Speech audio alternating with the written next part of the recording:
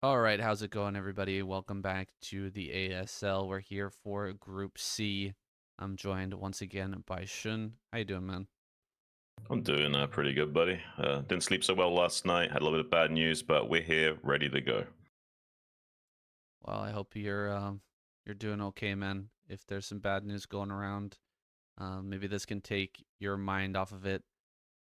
Brood War's always been my best escape from all the troubles of life throughout the years. It's been an amazing help to me, and I'm sure a lot of other people out there agree. We're getting into an amazing group. This Group C, it should be a lot of fun. Best is on screen now. I really love this Brodos player, so this is going to be a lot of fun to cast, man, with you. Yeah, this is going to be a really interesting group for sure. I mean, I don't know exactly what's going to transpire. We've already had such crazy upsets in this tournament. So to say for sure what will happen is kind of madness at this point. Best though is unironically and pun intended one of the best in the business, especially to watch and learn the game from. His fundamentals are just so strong. It's not like anything fancy like Snow's micro in PVT or anything. It's a much more easier to digest way of playing the game, especially in that Protoss versus Terran matchup. I'm sure we'll see great things from him today. Can't wait for all the 8 puns. We got Barracks on the screen here. He's looking a little nervous, actually, in comparison to these other players. Everybody else has a much more relaxed posture, but he's putting his hands together and thinking hard about his answers. And he looks a little bit nervous, just to my eyes. Look at how calm Mind looks right now. Yeah, Mind is always usually cool as a cucumber and a genius at the game. Not necessarily the best in terms of his hands and his execution, but very thoughtful and methodical and can navigate some decision trees that some of these other guys just can't even comprehend. So it would be fascinating to see what he's bringing for us today. Barracks, even though he is looking maybe a little bit nervous, has been putting in the work and grinding hard. His mechanics look even more stellar than usual, and he did a great performance in those qualifiers. Yeah, he is on the come up for sure. He's a pupil of light, and he's been performing at a very high level in other tournaments as well. The SCSL comes to mind. We've got Mine now taking his turn on the mic. I wonder what kind of thoughts he has today. This guy hasn't shown up on my radar for quite a while, actually. I haven't seen him play many games on the ladder. I haven't seen him in many tournaments or anything lately either, but he's managed to make it into ASL this season, so I wonder what kind of shape he's in. Yeah, I'm not too sure. This is a guy that was on the KT roster back in the day. He's a very strong player. He's actually got quite a lot of success in this game over the years. Probably his best matchup against Zerg, although he's very potent against Terran players. He's just a well-rounded player overall, to be honest with you. I imagine he's going to have a fair shot at beating anyone in this group. We did just hear a little bit from True a few moments ago before Mind was handed the mic. He's a StarCraft 2 guy. I'm not sure what ID he's using in this particular game. It might be BTS, it might be Alone, but just for you guys at home, he's True from StarCraft 2. Oh my gosh, I got the two of them mixed up. That's true right there. Oh geez, BTS. First time seeing him on the screen. Yeah, that's Barracks over to the right. Yeah. BTS looking a little bit more nervous. This is his first time on the ASL stage. I apologize, guys. Well, to be fair to you, like Barracks did look a little bit nervous as well. He's probably, even though he's been in this event many times, he's not really had the strongest of showings. So maybe this will be the one time he can smash it all the way through to the round of 8 and see if he can finally get a round of 4 seed into the next tournament. Would be great to see from him. He has been putting in a lot of work. I'm really not sure about True though. This guy second from the left. I haven't really got a good read on his StarCraft ability to really comment on what we're going to see from him today. We'll have to wait and see. But my money would be on Mind and Best making out of this group with maybe a potential upset from Barracks. Oh yeah, for sure. Barracks. I think pretty much this guy on everybody's mind right now. His play has been out of this world. He's been so good in TVT. Mind has got to be a little bit worried about this up and comer. Best, I think he's going to be feeling confident, although he is twitching quite a bit. A little bit of nervous movement there I'm seeing from Best, but he should be able to get through this group unscathed. I actually predict Best and Barracks to get in. That would be really cool, actually. I wouldn't be too unhappy about that. I do have a kind of soft spot for mine, so that would be a little bit of a personal letdown, but I'd still be happy with that result. I really do highly regard Barracks and Best. In particular, Best, I would really love to see him go deep in this tournament. He's always had problems going super deep in these offline events. Maybe it's due to his lack of range. You know, he's kind of very good at what he does, but he doesn't do many different things. And that might come back to bite him if these guys get a good read on his style and how to counteract that later on. I wonder if that could possibly happen. Just Best, we know him, such a behemoth, such a monster when it comes to his macro play. He's very difficult to overcome. You make one mistake against him, he will just completely overwhelm you as a Terran player or as a Zerg. I doubt there's much chance of Alone getting through, aka True, aka BTS. I don't really know what name to use for him. What name should we use for this guy? I don't even know. We'll have to wait to see what even ID he chooses to use in the game. It might even be something different, and we're just going to be rubbing our heads thinking, what is going on? Pick a lane, guy. Yeah, I imagine it's going to be BTS. That's what he uses on the ladder the most, and those are his initials as well. But he's just Right. switched it around so much. I think he's finally going to have to. He's going to be forced to choose here. I think now that he's made it through to the ASL. Yeah, I mean, you have to pick a brand. That's why the names are so important. It's like, you know, like naming a band or something. It's like who you are, how everyone knows you. It's kind of weird when you see these guys like switch it up a lot. You see YSC also changing his idea around a little bit. Hopefully these guys can make their minds up and stick with something, because it is very important to their brand and the people watching at home and keeping track of who's who, what's what. So I just want this guy to pick a lane and stay in it. I'm happy to call him whatever he wants, whatever pronoun under the sun, say, and just tell me. He is a pretty frightening Zerg player on the ladder. We've seen a lot of great games from him. It's a bit of a different beast here on stage, but he's not somebody who's completely unfamiliar with the tournament experience, the offline tournament experience. He played a lot of StarCraft 2, and he did quite well. So he is familiar with this feeling. It's just going to be a little different here in Brood War. Yeah, yeah.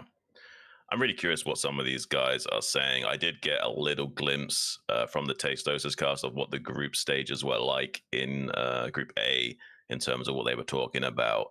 It was kind of funny, actually. Khan was saying that he was going to discipline Shuttle in that game #1 and teach him some manners on Eclipse, and he certainly did that. So you never know what these guys are talking about unless you've got the post-game translations. But it is pretty funny watching their interactions. So even if just for that, I'd recommend you guys go back and just rewatch some of these group stage interviews and what the players are saying. It is rather funny.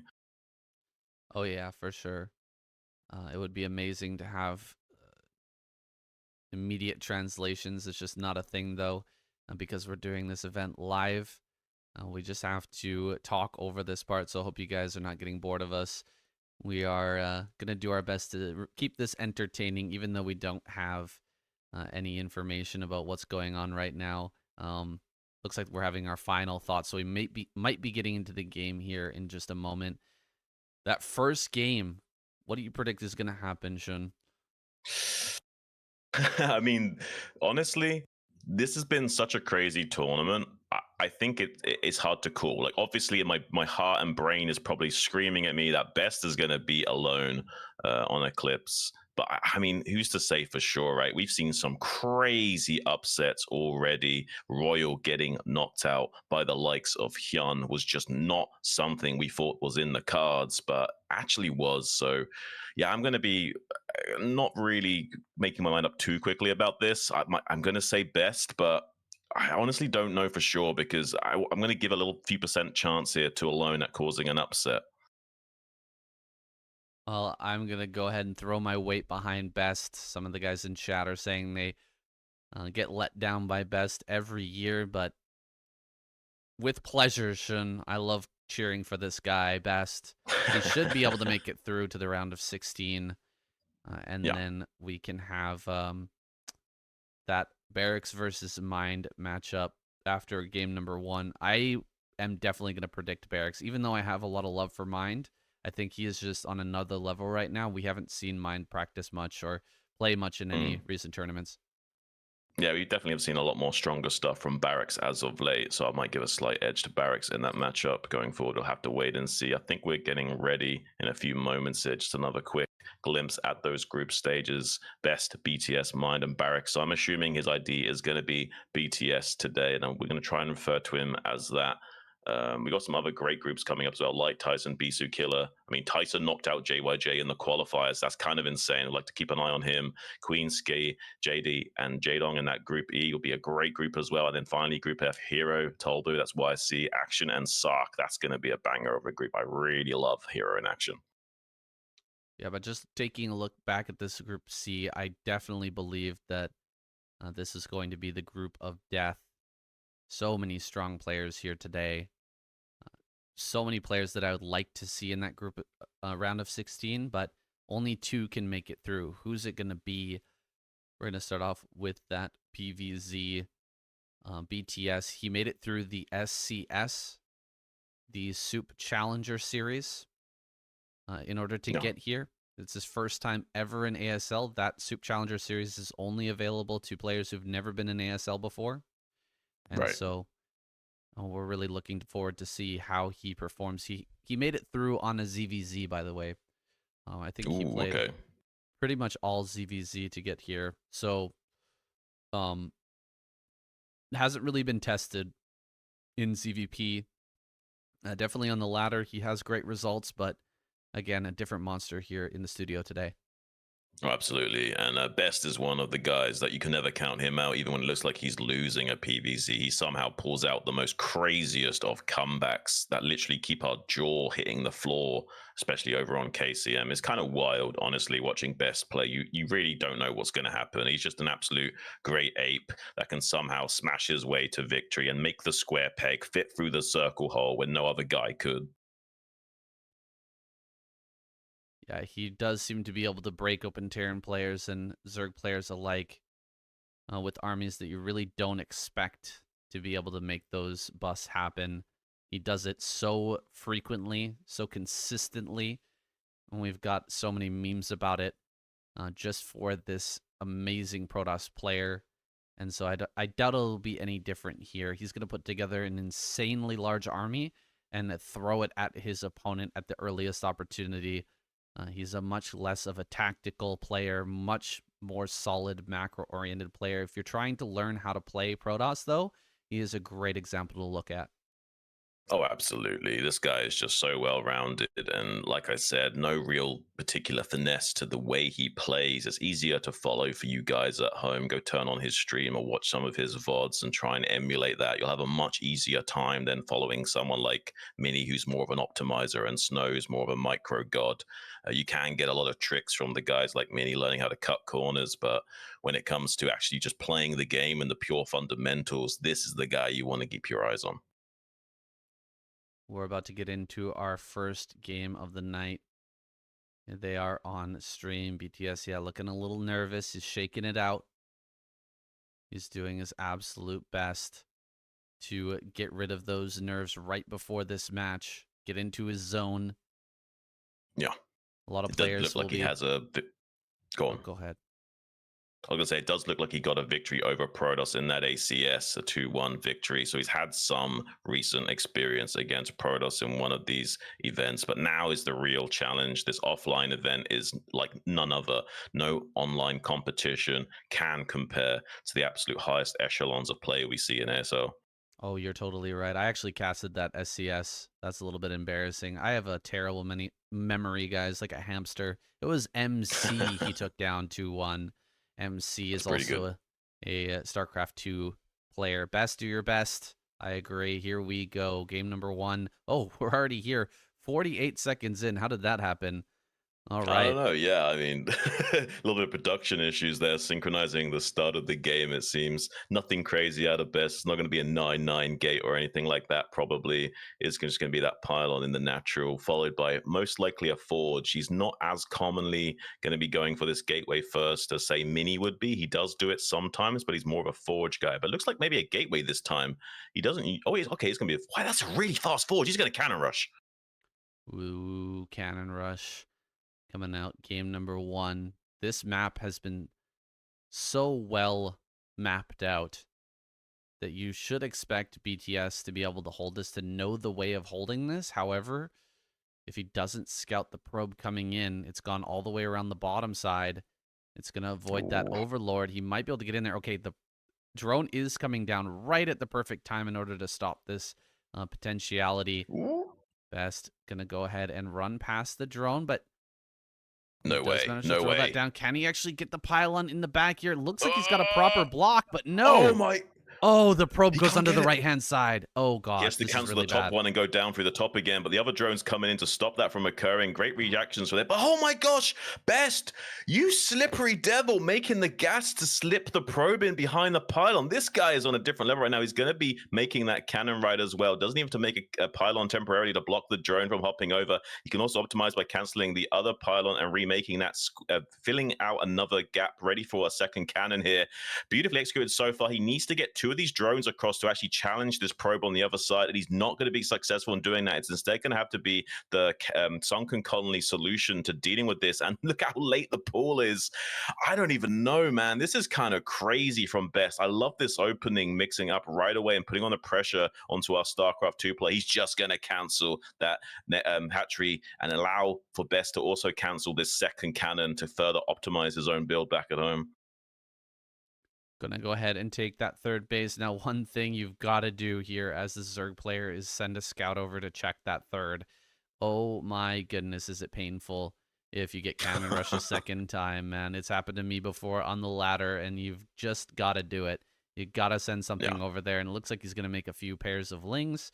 In fact, a full 6, so he should be diligent enough to send something over there to make sure there's not a probe in that area. But in fact, Best is just going to fall back on a Nexus. He is feeling in a very comfortable position here with just 1 cannon, though. There is a potential of a run by if he sends all 8 lings across the map. Doesn't look like he's going to do that, though. He's sent them out far enough, so they might be heading across the map here to challenge Best. But they're actually going to be heading back to go ahead and try to dive upon this cannon. He throws down the hatchery here, and he will try to dive on this. He gets 2 lings hitting that probe there on the right-hand side. That's about the perfect cleanup here, and he will get these pylons down. So pretty reasonable cleanup for Best, or for BTS. At least he doesn't lose a hatchery. He's able to replace it. It's just quite a bit later.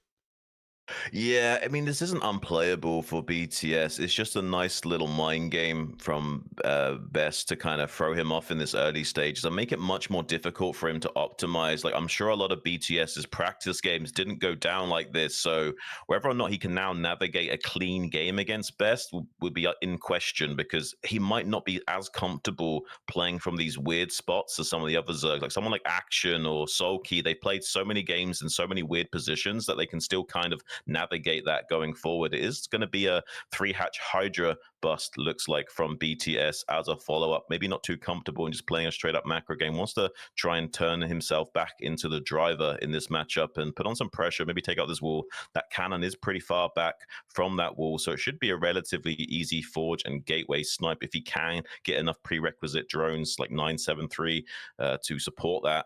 We do see a Zealot now moving out to scout what's what. He should be able to clean this up. The Zerg, he has to block this Zealot. Please don't let this Zealot scout you. Ooh, the Zealot almost runs into the natural, but will be turned around here just to the north.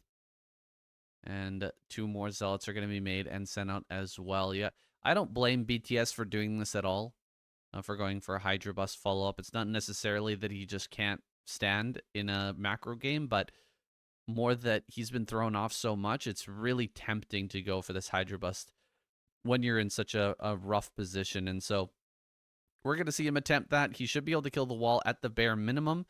We saw Calm do something on this map in the last group where he went for a 4th base immediately after. That's not really a possibility for BTS. In fact, he's probably going to lose some drones over at that 3rd base because 2 Zealots arrive kind of at the perfect time here, right as everything is right as that other Zealot's getting cleaned up. Oh, he just barely slips away with these drones, but still, this is massive damage already. Just forcing the drones away is huge. This is great game theory from Best, just drawing the attention of the Zerglings with this scouting Zealot, just so these 2 Zealots can slip into the 3rd, deny mining there and put on some pressure. And seeing these Hydras pop out is perfect. He doesn't even need a Corsair to scout the 973 anymore. He knows exactly what's coming. The Corsair can still obviously keep confirming how many drones and Hydras are being produced. He's going to be running these Zealots back a little bit and buying as much time as possible with them. It takes a while for BTS to clean this up, and meanwhile, that buys even more time for cannons to start warping in and for Best to transition and optimize his defenses here. He is going to be shoving these cannons right up against the wall to protect that upgrade as well. We'll need to maybe a 4th cannon started here in just a moment. Do have this macro hatchery planted down from BTS, so a transition is still possible, but so far he looks pretty committed to making units. This Corsair will be confirming whether or not more additional units or drones will be hatching out of those eggs. We see some drones making their way out now. He should be pretty confident that this is now a bit of a fake Hydra bust. He doesn't need to overmake cannons, so that's why we see only 3 right now. A lot of drones popping out and macro hatcheries going down, so it looks like we are going to be seeing that transition from BTS. And no overcommitment to a bunch of cannons that he doesn't need. Best is just going to make the bare minimum here. He will have his speed on the way pretty soon as well. Might even have it finishing up here in a moment.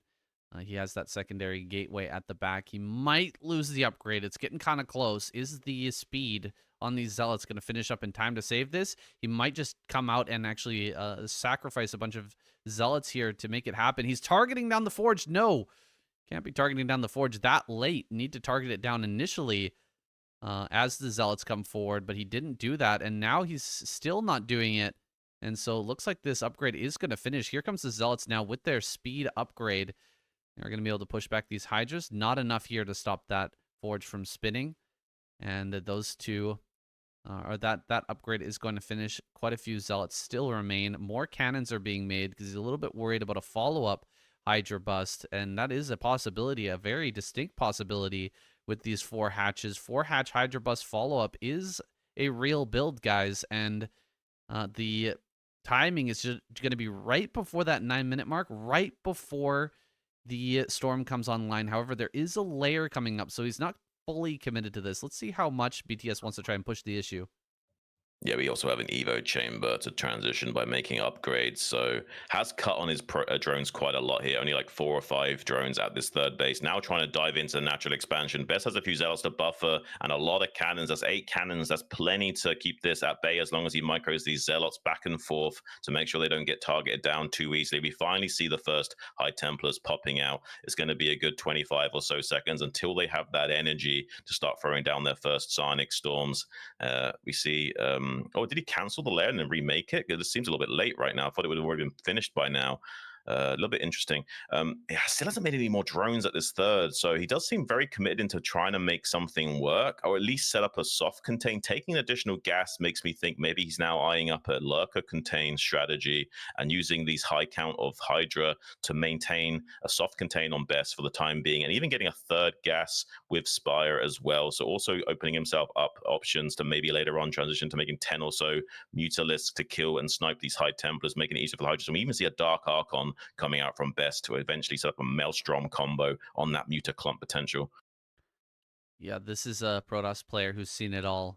He knows all the range of possibilities of what can come out of a Zerg right now, and he knows that he's in a good macro position, just needs to cover all of his bases. The Dark Archon covers the air threat. The immediate Robo will cover the Lurker threat. He can get into a bunch of Dragoons very quickly with all the gateways already done.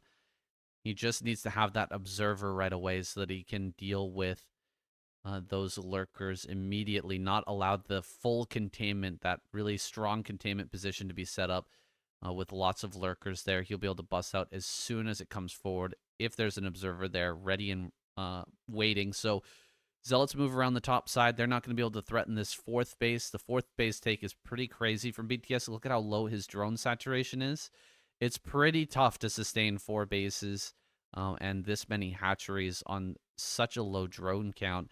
This natural is really lacking, but he's starting to add on a few more drones. It's just, will he get broken while he's droning up here, or will Best stay back and wait a little bit longer and allow BTS to kind of hang on? Okay, here we go. Big round of mutas come out. This is kind of what I was expecting, and maybe Best can catch this with the Dark Archon. Right. Yeah, I do think that BTS is navigating this pretty good, though. Like, he's done a great job of getting those drone cycles out while distracting Best. And also, I saw some pretty good control of the Hydras as well, not getting caught by the Zealots. Oh, losing this Corsair for free is actually pretty good. Now there's not as much to stop these Mutalisks from just coming in and being annoying. He does have a Maelstrom, though. Does manage to snag those Mutas as they try and run. Look at that Psionic Storm sail. That's so good. Oh, absolutely destroyed. This is exactly what Best wanted here. He had the setup long before those mutas were even made. He knew that this was a possibility, and now he can move out with this really strong push, and there's really not many options left for BTS. He probably doesn't have Lurker. Making that many mutas, generally you're not going to start the Lurker upgrade at the same time, and so even coming out here with the Dark Archon now, a few more mutas have been made. Maybe he can follow up with another round of mutas before the energy comes out for these Dark Archons. Right. Maybe he can come through, snipe a bunch of these Templar, but the momentum play is just not there anymore. Eventually, Best will get this third online, and there's no real chance of just BTS overwhelming after sniping all these Templar. It's just more of a survival strategy for the time being. Yeah, it is like 2 minutes to go from 0 to 100 energy. So it does take a while. He's slowly churning that away. Needs another like 30, 40 seconds. Tries to snipe it and gets it though. Beautiful target fire, also dodging the storm as well. Now diving in top of the High Templars. Really great control from the Mutas, but not enough to kill all the Templars. There's enough Dragoons here to escort those High Templars. He's still got 2 remaining. Still has a little bit of punching power in this force, and no lurkers in sight as well. So there is a potential here for Best to go on the counter offensive. He's just a little bit wary of it right now. Wants to get this third secure. He can't really afford to attack and defend at the same time with how the structure of this map is laned up like this. If he commits to one of these lanes right as an attack is coming in, having to turn around will be problematic for Best. Wants to first secure this third base.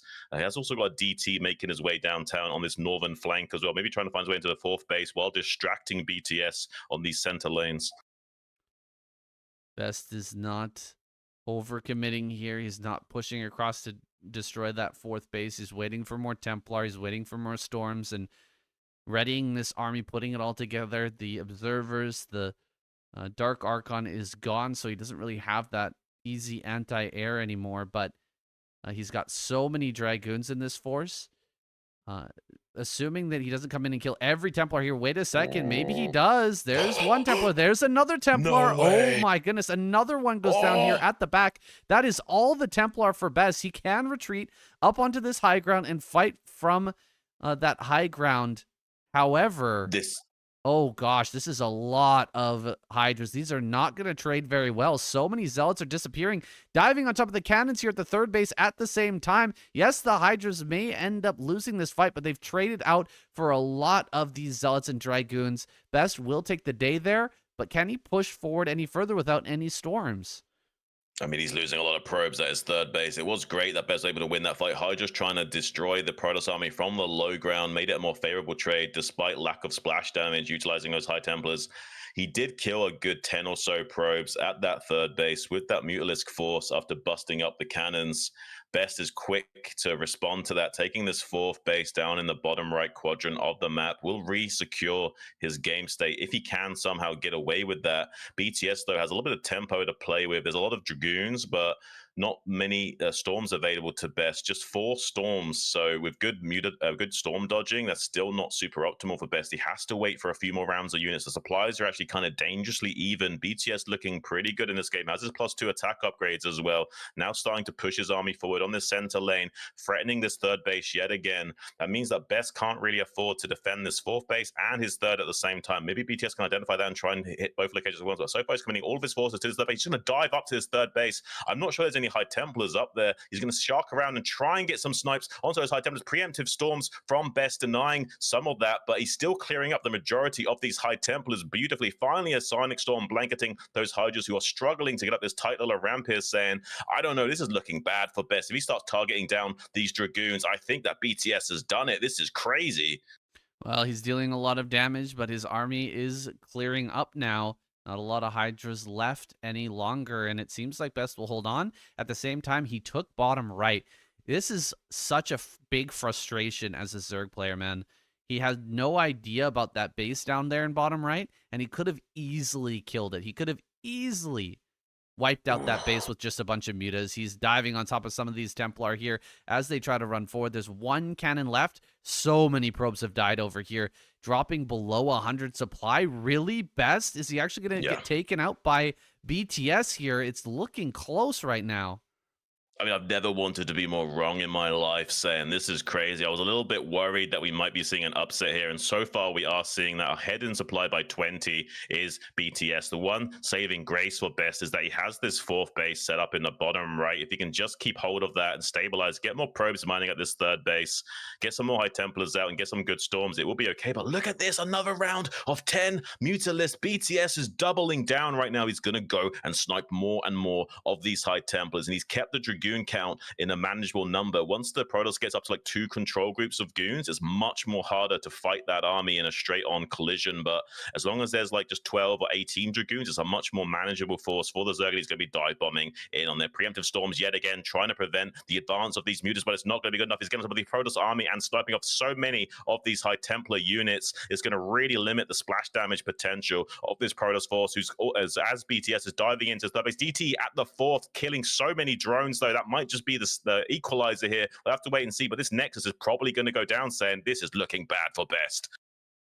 Oh man, this DT's done a lot of damage. 7 kills, but is it going to be enough? If only he had a DT on that ramp. Just preventing the Hydras from running up that ramp would have been insanely good. The DT actually gets in over to the center left. This is killing so many drones. Okay, he does notice it finally. I think he's going to be okay, BTS. He's done so much damage on the Protoss side of the map. I think he still might not know about that bottom right base. But as soon as he finds out about that, he should be able to shut it down. Generally, it's not great to stay on layer as the Protoss gets into 4 bases, but when you put on this much pressure, sticking on layer and just continuously building mutas over and over again, it's actually working out pretty well for BTS. Yeah, this Battle Zerg mode works fine as long as you keep the pressure on and keep limiting the economic prowess of the Protoss. He's down to just 1 mining base, guys, whereas Zerg still has 4. It takes a lot longer for the Zerg to mine out due to the less saturated minerals. So this is the power spike that BTS was looking for. He still has 4 operational bases for a few minutes here, and Best only has 1. He can churn out so many units, 130 to 73 supply. I think Best is going to crumble here. This is such an upset. I hate being right sometimes. You know, it's such a shame to see Protoss players not ever build a second Red Archon. Those things are so good. He crushed the mutas with that first Dark Archon, and he was looking to be in a fantastic position. But as soon as he lost that, there's no rule that says you can't build a second Dark Archon, Best. I just don't understand why he wouldn't build that again. Has a DT here on the ramp. This is really blocking a lot of the Hydras from coming up. Finally, an Overlord comes over here. It looks like he will break this base. This is great theory from BTS, like allowing Best to chew away at some of his own economy while he goes after the last bastion of hope, this last mining base in the bottom right. This is all Best has got. This is all of his mining probes. Nothing is remaining. He's probably going to GG out. Yeah, you see it in the camera there. Best kind of curses in the booth like, come on. I mean, you got to feel for Best. This is kind of a brutal game. It's definitely his own mistake, though. Maybe not making another Dark Archon really did bite him here. It seems like almost maybe that was BTS's game plan, was trying to bait out that first Maelstrom with like 5 or 6 mutas, and then be able to just dive onto those High Templars for free right before the second Maelstrom energy was ready. Look at this play from BTS. It's kind of impressive. He's doing a great job flanking around and killing everything. Best taps out. GG. What an upset. BTS is going to be our first victor of the day, going through to the winners match. Some of the sentences we are saying don't make sense, but we are saying them anyway. Yeah, this is unreal. BTS First time ever in the ASL, fresh out of the SCS, coming in and smashing a long time ASL contender in best. This guy, he has been at the top of the world of Brodos for such a long time, man. We've seen him countless ASLs, and of course, all the other tournaments he's competed in, KCM as well. He just crushes Terran players and Zergs, but today he takes the L. He's going down to the losers match, but I'm sure this is not the last we've seen out of him. Man, it is so important right now for these Terran players. Think about it. If you lose this TVT, you have to face it off against best in the losers. Right. That is a rough losers match for either of these two Terrans. Well, absolutely, sir. And that is one consolation prize there for Best, is that he will at least be able to fight a PVT on Eclipse against one of these guys. Sorry, not Eclipse. He will have a PVT at least against one of these guys. So that is definitely a bit of a saving grace for him. It is such a good matchup for him. Pros versus Zerg, one of his weaker matchups, unfortunately. Just got absolutely pulled apart by BTS. I'm kind of speechless, saying that was wild. Really, I was watching his army control with like how the Hydras were darting around in the early game as well, like avoiding like one Hydra being caught by 4 Zealots and stuff. And I was eyeballing that, thinking, actually, that's really good control from BTS. That's like really high level Zerg stuff. And he kind of blew me away by how he played the rest of the game as well. I mean, he got disrupted with a cannon rush right at the start of the game, don't forget, guys. Like, that wasn't an easy game for BTS to navigate, and he made it look a little bit easy. This is something we expect from someone like, Action or Hero or Sulky being able to deal with those early game shenanigans and still finding his way back to a favorable mid-game state. It's so hard to do in the Protoss versus Zerg matchup. In the mid-game is when Protoss are at their strongest. It's really that early game you have to get into the driver's seat as Zerg and kind of dictate the pace of the game and try and slow down that Protoss production just a little bit so you can get into your super late game. But he showed some mastery in that mid-game phase that we don't see from a lot of Zergs. Oh yeah. It's very rare that we see a player cancel their first hatchery and then come back in a ZVP. That's a bit of a low chance. But then lose your entire first Mutalisk group to a single Maelstrom and a Storm, and then still come back as well. That's another very difficult position that somehow he managed to navigate. All respect to BTS for taking down Best here. Mind versus Barracks, staring down the barrel of the gun. Who's going to be able to make it into that winner's match, and who will have to take on Best in the losers? You definitely don't want to be in that situation. Yeah, it's kind of unheard of that someone of Best caliber and ilk is going to be dispatched off by a newcomer who's this StarCraft 2 pro who's, just made his way into the tournament by going through an event that all the non-ASL guys take part in. But he is the creme de la creme, the cream of the crop of those guys. So you can really see that reflected in his play here today. I'm super looking forward to the winners match with him. We're going to have probably a very spectacular Zerg versus Terran against either Mind or Barracks. And whoever loses is going to be facing off against Best. I imagine Best is going to be hungry for retribution in that losers match. I kind of feel bad for one of these Terran guys having to deal with that. Well, first we got to get through this TVT, guys. We had a lot of TVT yesterday. It was a lot of fun, though. TVT has certainly evolved in the most recent ASLs, like the past couple of years. It's turned from a matchup that was highly oriented towards split game situations, split map situations, and long tank lines and battle cruisers in the late game. It's gone through an evolution where Vulture fights were very popular.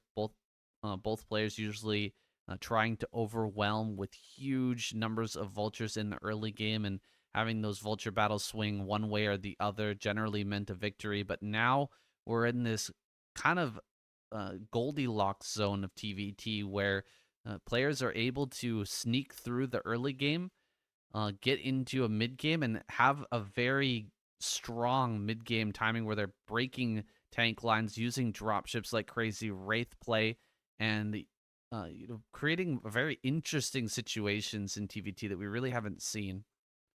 Right. Yeah, it's such a dynamic matchup compared to what it used to be. Saying absolutely right. Kind of crazy just how much it has evolved over the years. We used to think it was like a classical chess game where both players were tentatively just, structuring the board and reinforcing positions, and the game would just, translate into a 1 hour slog of just, 2-on-1 Yamato shots and trying to avoid EMPs.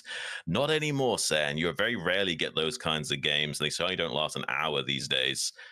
Much more mid-game centric with that drop harass style, utilizing the vultures early game as well. They're such good units. It can be beneficial to rush into making a lot of vultures, because 4 versus 3 vultures, for example, you can start two-shotting the vultures. So there's a big power spikes to abuse with having the superiority of vulture count in that early game as well. We may see the likes of Barracks try and abuse that. Having high mechanics means you're a better vulture user. So if we do see a vulture wars, I'm going to be favoring Barracks here, but I imagine Mind knows that, and he's going to be trying to avoid a vulture war at any cost.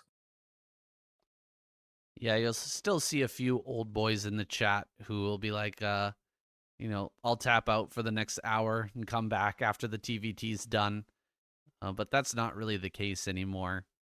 Those hour-long TVTs are a thing of the past. Got Mind on screen now.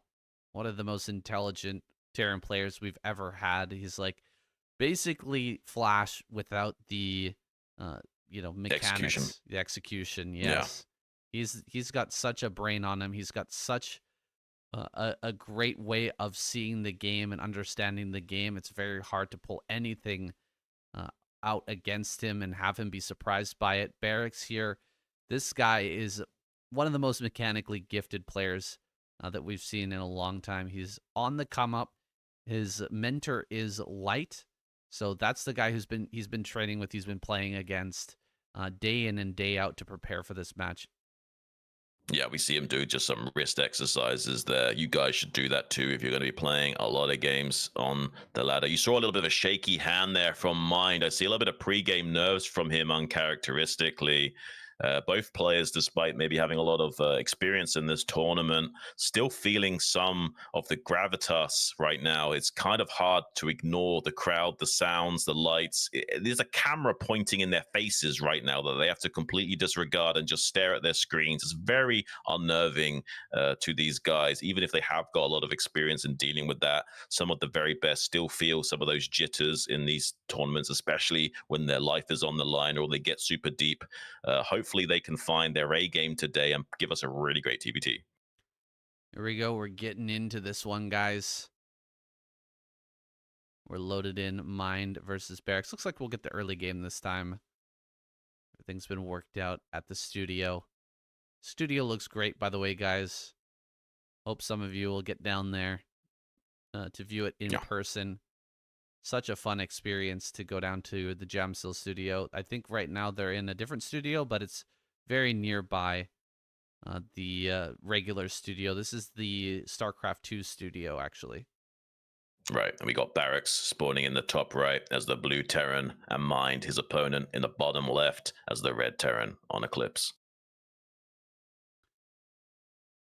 And what are we going to see out of Mind? I heard somebody in the chat say that when Mind isn't playing Brood War, he's just sitting in a dark room by himself thinking deeply. Yes, he's playing full-on games of StarCraft Brood War in his head. just mapping it out and playing both sides. I mean, this is the kind of thing that I think made players like Nada so good. They didn't really practice the game a lot, but they understood the game so well that they could visualize game states and kind of create solutions on the fly without even needing the game, much like a computer scientist can kind of do his calculations and mathematics on a piece of paper before even coming close to programming on an actual machine. I think that's what really sets apart some of these greats, that ability to visualize and understand the game state and how the mechanics of the game function enough to be able to kind of double dip in your practice hours. So even while you're just in a restaurant with your girlfriend, you can stare out the window and like wonder about this game. That's right. You can't be at a computer 24 hours a day, but you could be thinking about StarCraft a lot. Now we've got 2 different proxy locations here for these 2 different barracks.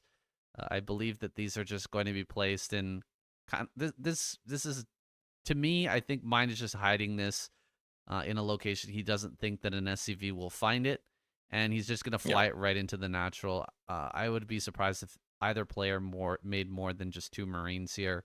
Probably just one out of mine, most likely.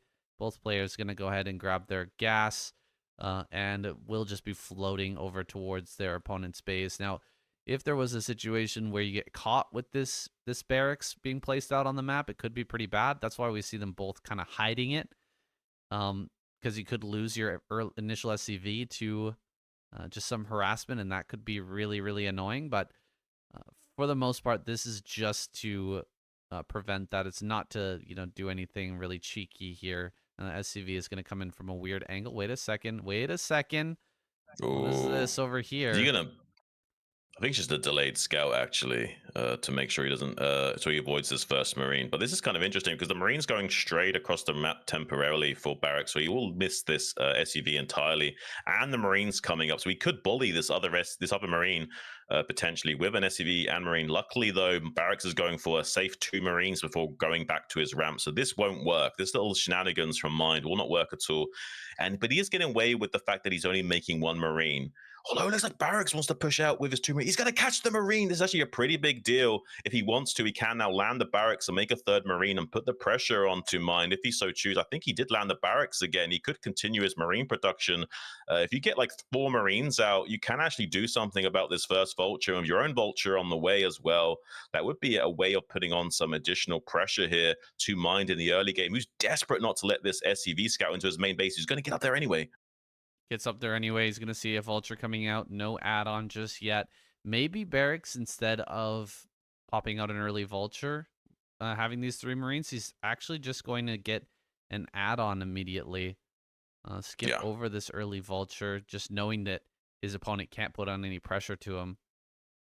Well, 3 Marines is extremely safe. Like 2 is what you basically need not to just straight up die. 3 makes you pretty much impervious to the initial pressure that they can put on you, like a BBS or something, as long as you get up the ramp and make a bunker eventually. So it looks like Barracks is feeling pretty safe to just take this expansion right now. Both players going to be looking for a more mid-game centric style, but 3 Marines makes it very easy to bully away the scouting Barracks critically. There's no way that Mind can get in and see what is happening. So we could be seeing a Vulture war from Barracks here, where he goes up to a fast 3 factory and put on the pressure with early Vulture speed. That is possible. We only see 2 factories so far from both players. We'll have to wait and see how they navigate this. Mind's kind of playing a little bit with fire by trying to poke him with those 2 Vultures.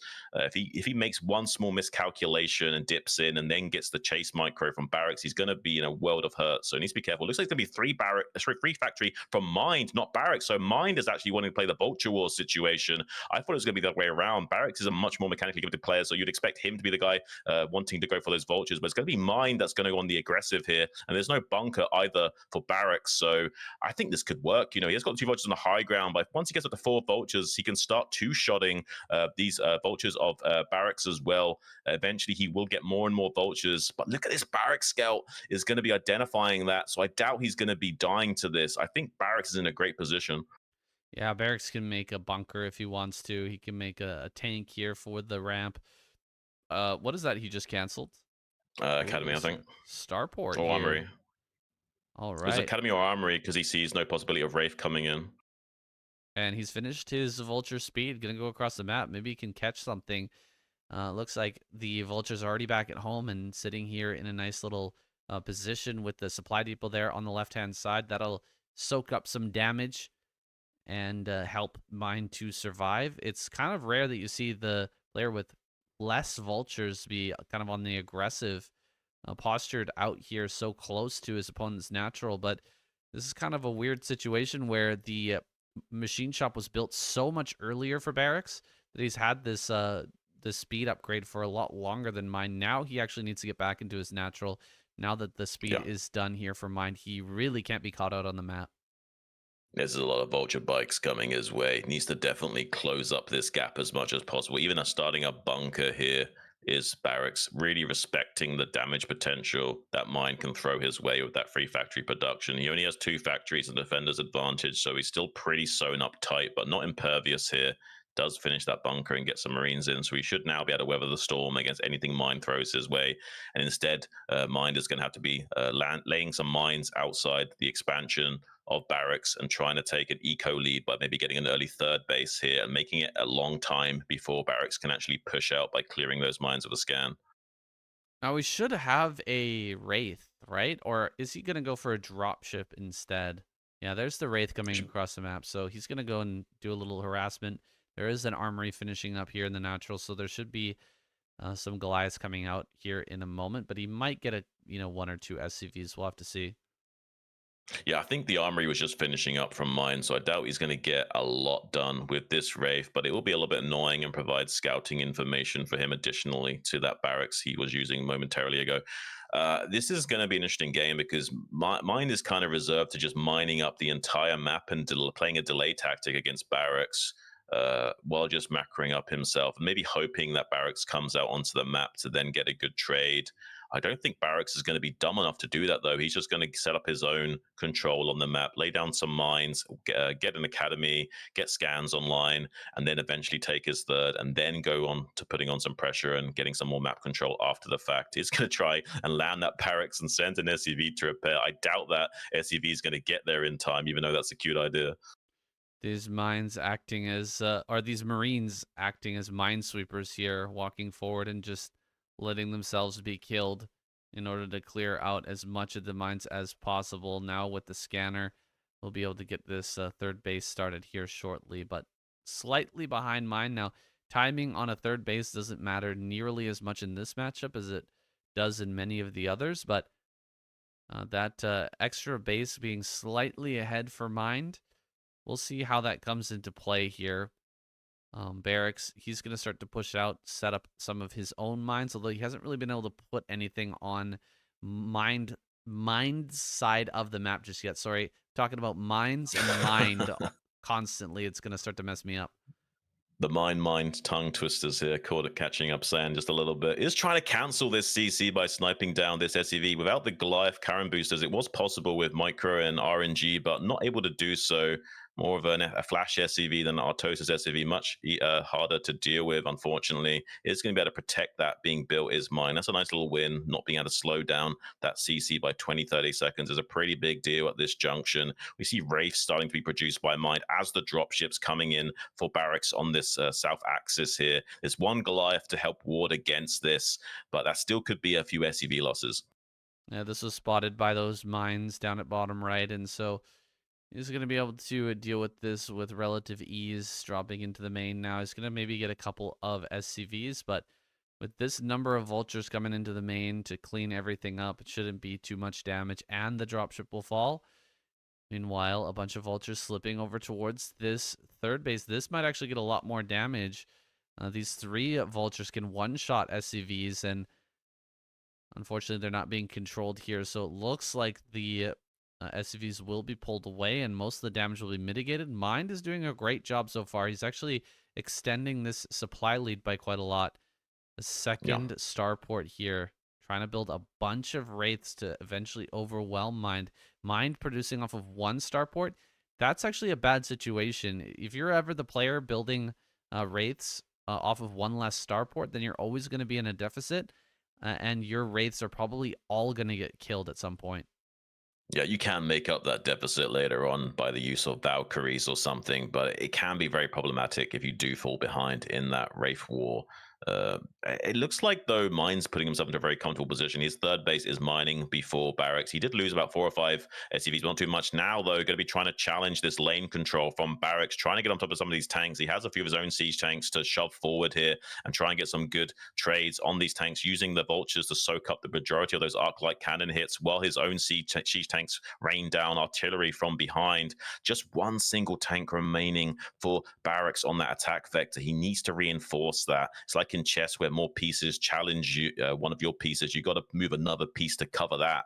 So it looks like it's not been done, though. It looks like Barracks is going to a little bit of trouble here as Mine shoves the issue down this top lane. There's not any more tanks for Barracks here just yet as he wants to set up this fourth base. So Mine's playing a great delay tactic here, snipes that SCV and denies the access a little bit to this fourth base. Wraiths, though, in hot pursuit, going to be trying to get some value in here. Scans the Goliath. It's on 22 hit points. This Goliath will die instantly to this Wraiths, and then we'll be able to start to bully back these tanks critically.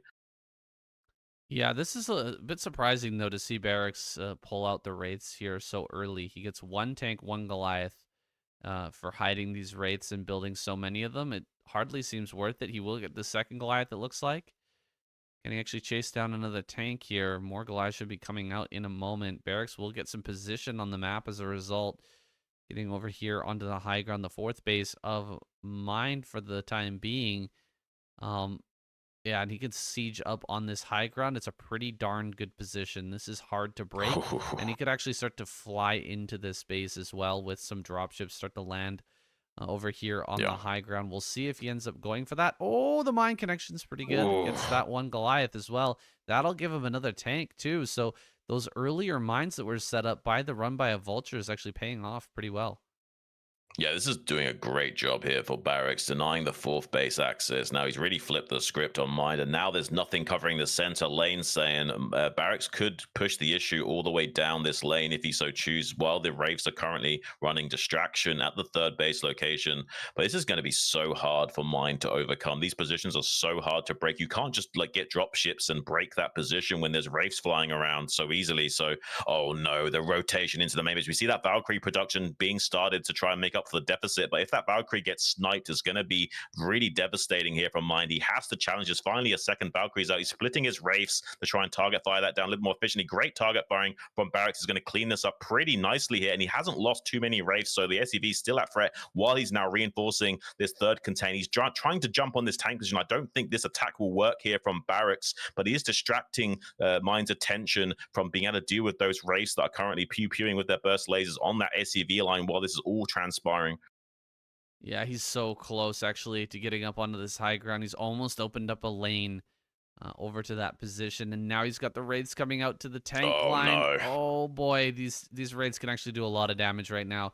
Some of these tanks have got to be low on HP, and if he targets down the right tanks, could get a bunch of kills for free. Meanwhile, Goliath's being brought up here once again for Mind. He is just struggling mightily to deal with this Wraith number. Barracks has leveraged those Wraiths really, really well this game, and Yeah. we can see Mike just trying to save his third base, desperate to save that, whereas Barracks has already got his fourth down, and he's starting to mine off of that location already. Barracks is playing so good. He's showing that this is how maybe Royal should have been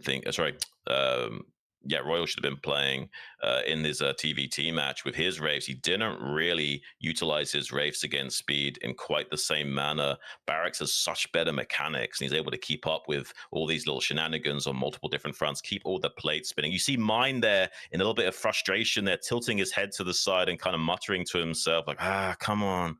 I don't know, man. I think Mind isn't feeling it right now. I don't think he's finding his mojo. This is such a problematic position to break out of. You can't just use drop ships to get through here, and the race provide advantage by spotting for the tanks and allowing them to get range advantage and get the first shot on the tanks of Mind as well. This is really oh no, 3 vultures get up into the third base, saying this might be the nail in the coffin that just puts too much damage onto Mind to come back from this game, and a CC coming up in the top left to go up to 5 bases for Barracks. Mind is desperate. He's trying to shove his tanks forward with a little shuffle here. I don't think this is going to be good enough. He's coming in to clear up these vultures on the third base now, but he's lost so many SCVs and he still can't get his fourth base online. I think Barracks is starting to do it. Barracks does have Goliath range now, so he will be able to push back these Wraiths no problem, but he's got to continue to scan over and over again, whereas Barracks can just slide forward with those Wraiths and reveal everything. Another base coming online here for Barracks. He's now 2 bases ahead, and Mind is just struggling mightily to push this all back. Even if Barracks loses this position and Mind starts to gain a foothold over next to this 4th base, he's going to be so far behind in the curve of the game.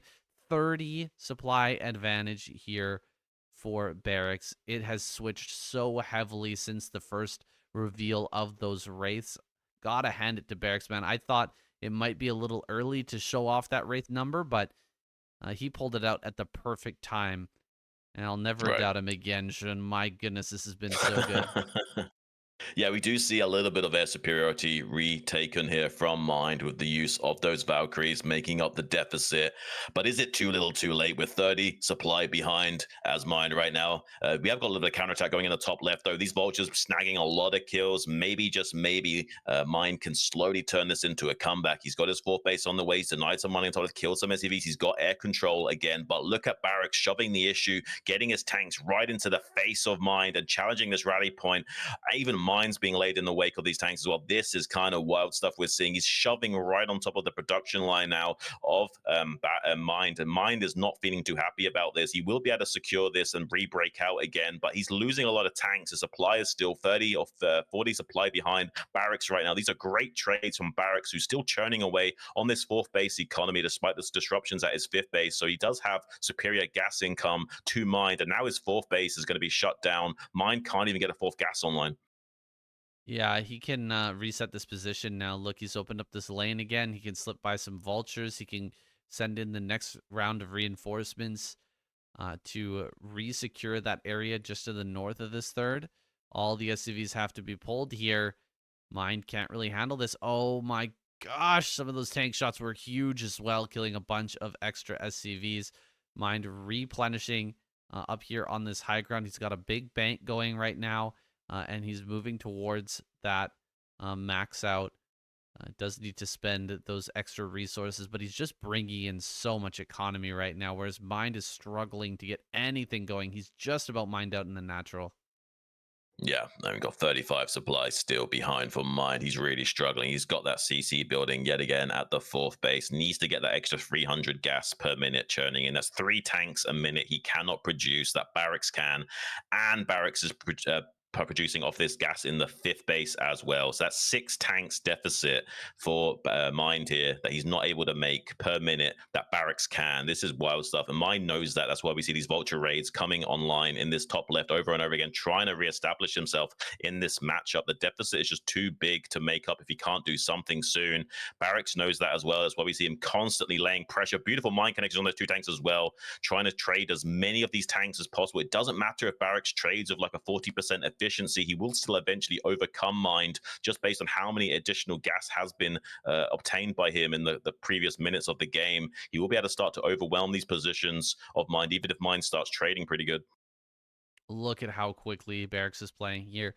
Nearly 400 APM, even with all of the tasks that he's trying to accomplish right now, building up these bases and trading with these units, pulling these tank lines forward and trying to break open the positions of Mind. He's having a hard time finishing this guy, but that's always the case in TVT. It is so hard to finish any games of TVT. And in fact, we will see Barracks push back for the time being. He might have to go into plan B, but he's got such a good position. It's really hard to imagine Mind coming back from this, even though he's sort of stabilized now. Yeah, we got Vultures supported by Wraiths now coming into the top left. So at least these Wraiths can go to town on these tanks that were positioned here. Some mines being laid down next to them as well. They will be sniped by the Vulture fragmentation grenades. There's no air support here to stop these Wraiths going to town, though. So eventually we'll be able to clear up some of these tanks. Maybe, just maybe, there's a way to make this work. Barracks doesn't have any much anti-air right now. He tried to trade Wraith on Wraith, and Mind managed to win the air battle with the use of those Valkyries. So maybe there's a little bit of glimmer of hope here for Mind. He's still got a long way to go, though, to get himself out of this hole. Barracks is continually pressuring him on this top lane. More and more tanks shoving their way forth. Just barely, though. Mind has held his line, though.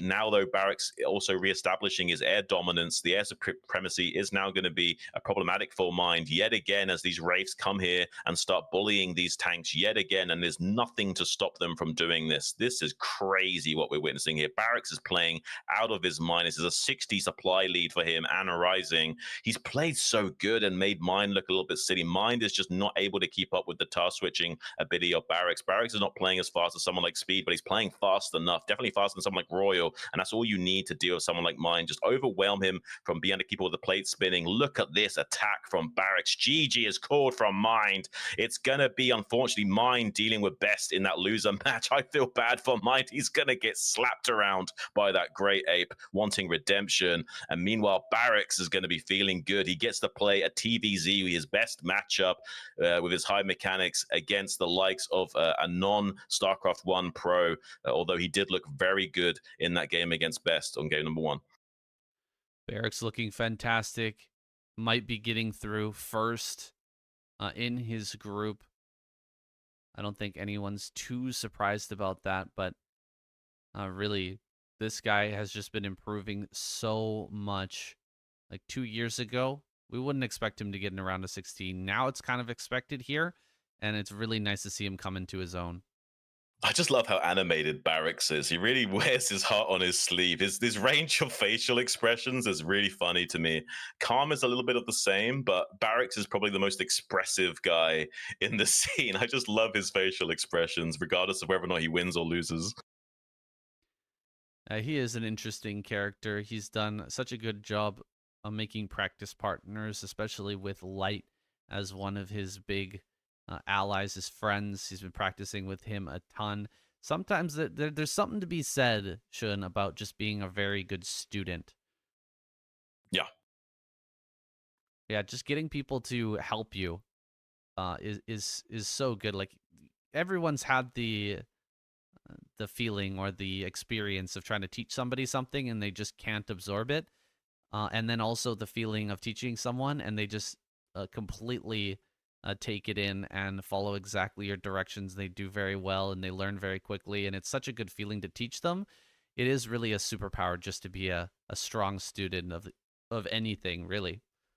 That's an astute characterization, saying I agree 100%. I can't, the amount of chills I get when I'm trying to coach someone how to play Zerg or how to play against Zerg, and they suddenly like start doing really well. I can't even explain to you the feel good vibes you get. It is kind of special when you can break through and help someone develop themselves. It's not just helping them play the game better; it's helping them, understand how to navigate the universe better. And a game like StarCraft is like the most purest form of expression we have. It's so artistic. You're doing these like artistic brush strokes all over the map, trying to avoid disaster, but in doing so, creating such beauty and such a spectacle. Meanwhile, like nothing compares to the task switching of Brood War. Like in StarCraft 2, you've just got these two death balls colliding, and all the game engine handles all of the unit pathing for you. You don't have to worry about your units getting stuck on stuff. They even auto surround when you attack and all that kind of things. But in Brood War, it's such a pure game where wherever you put your attention and focus, you can yield a better result with just a few brush strokes. You see that so much from the pro gamers. They don't over micro. They'll just move their unit back a little bit and then go back to macroing, because they know just doing like a few little clicks here and there is going to be what is needed to win that exchange, win that skirmish, and trying to best divide their attention as they can. And you don't see anything like it other than in ASL and in this game, Brood War. Well, Xun, while you were waxing poetic there for a moment, I was just thinking about Barracks versus Speed in an upcoming round. Can you imagine that TVT? I don't think I've been more excited for a TVT than explosive my whole life. That Yeah. would be a crazy TVT. Yeah, I'm sure you guys at home will be wanting to root for Barracks here.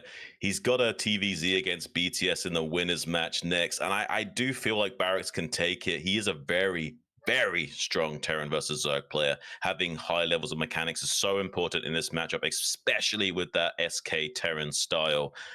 Probably the third most mechanically demanding way of playing this game. The only two that are superior to that are perhaps the Reaver combination in PvZ, which you see so little, and the Defiler Hydra style against Terran that we saw developed on this very map Eclipse we just saw, actually. Very hard to execute with Hydras and Defiler mechanics against the likes of a strong Terran player. But yeah, SK Terran was for the longest time considered the hardest, most mechanically demanding way of playing this game.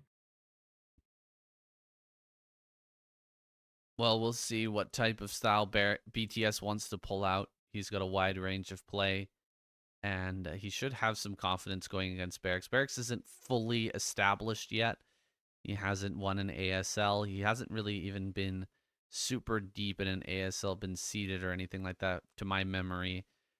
But he is certainly someone to be feared right now in the current current state of the game, I think everybody who's playing online, everybody who's playing in Pro League and SCSL and all that know what kind of strides this guy has made. And so BTS going to have to show the proper respect, but maybe he's got something good up his sleeve. I was surprised to see him take down Best.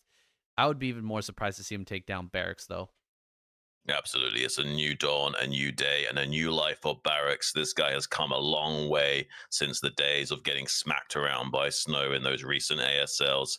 Expect a stronger showing from him this time around, guys. He won't look like as much of a clown in some of these matchups. He's much more potent in his Terran versus Protoss than he used to be. It's not as much of a hindrance to him. I give him a pretty strong fighting chance at breaking his way through to the round of 8 at the very least. Wouldn't necessarily be one of the favorites, but I definitely think he can do it. And having BTS to fight against in this winners match, I'm hoping will be a nice closeout victory for him going 2-0. Does it feel good to root against your own race? But we haven't seen too much of this guy right here, BTS. Kind of new on the scene. I have casted quite a few of his games on the ladder, though. He's definitely been grinding really, really hard.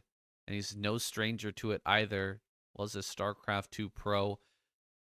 Very accomplished in that game. And, of course, you need to do a lot of grinding to be able to stack up to those other SC2 pros as well. We're talking about how much different StarCraft 2 is, but it is definitely at the highest level, one of the most mechanically demanding games out there. So, he's going to be bringing a kind of a different maybe mindset into this. We've seen from other players like TY, they play a little bit differently. They try some different things that people who are completely committed to Brood War and have never really switched over to StarCraft 2, they don't really consider. So we'll see how his style matches up with Barracks in this game.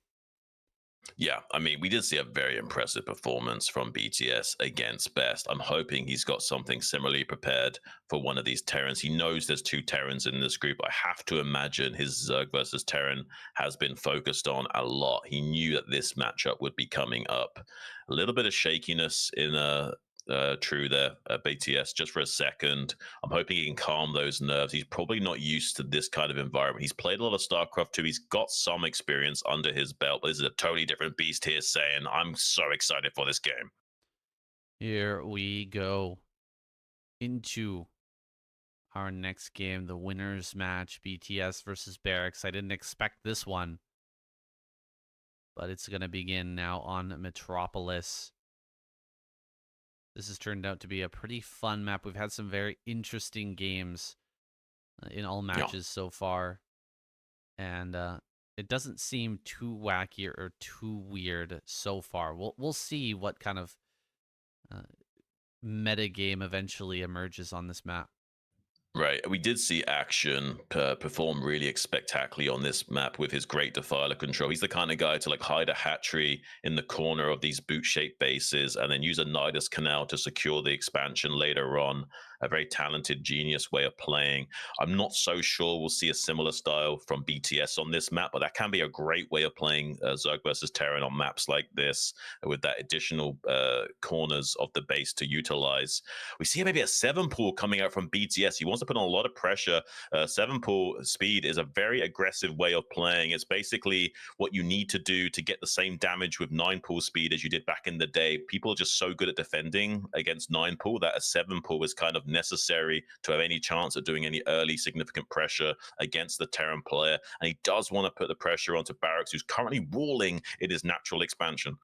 No way. I was going to say, are we going to see a 4 pool at the beginning of the game? But I didn't want to jinx it there. Xun did the 4 pool yesterday versus Rush, and it didn't work out. Now, with the 7 pool coming down, how does this match up against a wall-in, Xun? Are we going to see him just completely lose, or is there still a good chance for BTS? If he pulls all the SCVs, he's still in trouble. This is a hard wall to break with the Bit Marines popping out on the right-hand side.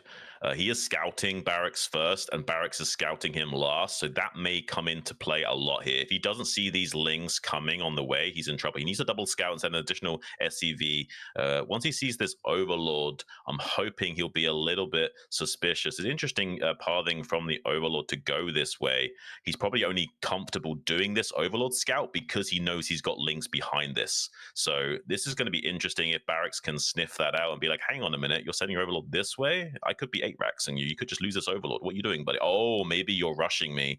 And that might just be the tip-off that Barracks needs to have a slightly faster reaction time to these Zerglings. It's going to be double scouted and spotted by this SCV. He needs to start pulling SCVs now and walling in. He needs probably at least 6 to 8 SCVs at the bare minimum here, just to keep blocking after this depot gets targeted down, because he can't repair this second depot. Oh my gosh, there's an opening on the top side. Oh, no. Barracks making a big mistake here. And now the lings are going to slip through on the bottom side. He's dealing so much damage. One more Marine does pop out, but 4 lings are here in the main base. And BTS has started his natural back at home too. This is not a 4 pool.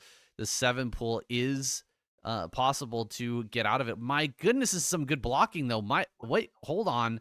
Barracks just killed every single one of these lings. I thought we were going to see at least a few kills on some of these SCVs, but another round of lings makes its way in. 2 lings in the main. Holy crap. He actually held that. They killed.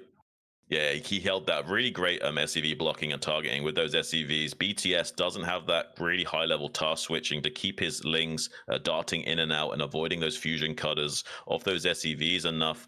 He needs to be careful he doesn't lose his 2 lings. See, Barracks is almost snagging one more ling kill to help secure his wall. He doesn't want these 2 lings coming down to the natural to join pincer maneuver or keep punishing these SCVs that are mining right now. He needs to keep the HP of these. That's why you see him intercepting these lings over and over again with the SCVs. He needs to kill at least one of these. There's one dangerously low on HP. If he could just somehow kill one of these lings, he won't lose too many SCVs to harassment. He has pulled off like 6 SCVs off the line. That's a good 300 or so minerals a minute. He's not getting, beautiful body block behind the minerals on those lings. He will kill one of them. The other SCV will be targeted down and not killed. Missed target from BTS, making a mistake, not killing the other SCV. That's one more hole he's going to have to plug later on. Has got this 3rd macro hatchery to try and make up for this deficit, but this rush has not gone BTS's way. I can't believe he got that lucky to get the run by into the main base and fumbled the ball that hard. It shows you just how difficult it is to keep your nerves under control and maintain composure in these high pressure situations. Well, that's huge as well. He just saw all the lings that were made by BTS. This is a follow-up with 3 hatch before gas for the Zerg players. So, he's got a pretty reasonable macro engine behind this. I was just expecting, though, that we might see Barracks try to push out right after holding the 7 pool to try and put some pressure on and then lose everything to those lings. But he spotted the lings, so he knows to just sit here behind his wall, and he will be in a pretty decent spot. But it's not as good as it might be feeling right now. The 7 pool does transition a little bit more smoothly than a 6 or a 4 pool. Yeah, no, this is definitely a playable game state for BTS. He was hoping for a little bit more damage with those lings, but it's still playable.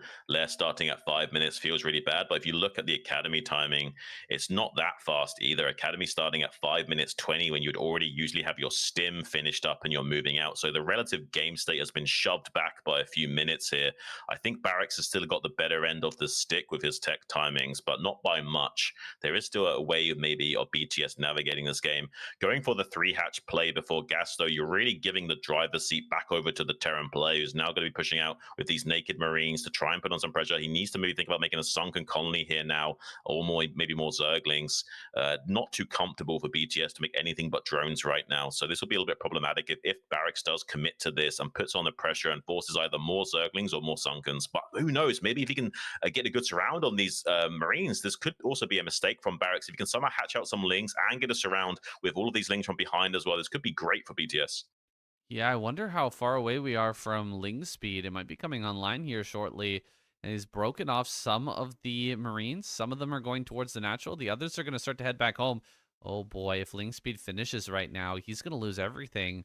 And BTS is going to be once again in the driver's seat. Some fire bats are popping out. That's a lot of lings here, Xun. I bet you that ling speed is going to be finishing up any moment. All the there it is. It finishes. Can he trap these Ooh. Marines out on the map? He's trying to. He's trying to come in from a flank position. He's got to fire down on that Firebat. Oh my gosh, the Firebat gets so many kills. It just crushes that. But more Lings coming forward. Barracks. He oversteps his bounds a little bit. Now desperately trying to get back to this plugged hole. Not going to be so successful in doing so. Lost quite a few of those bar units. Does shave off one more additional Marine. Is technically going to be alive here. These Lings cannot break through that tight choke with the Firebat to buffer there.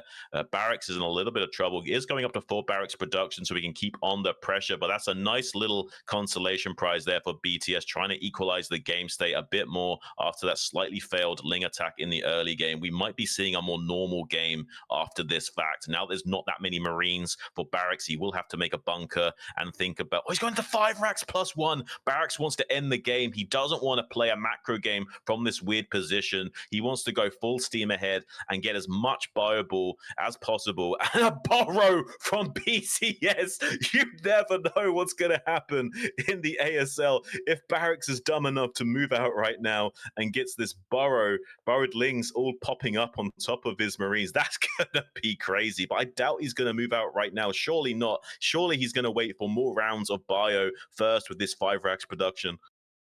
Oh my gosh, and might have spoke too Oh, no. soon. Here he comes. Oh, no. This is going to give him a great surround. Oh my goodness, perfect timing on that unburrow. It's still a little bit rough.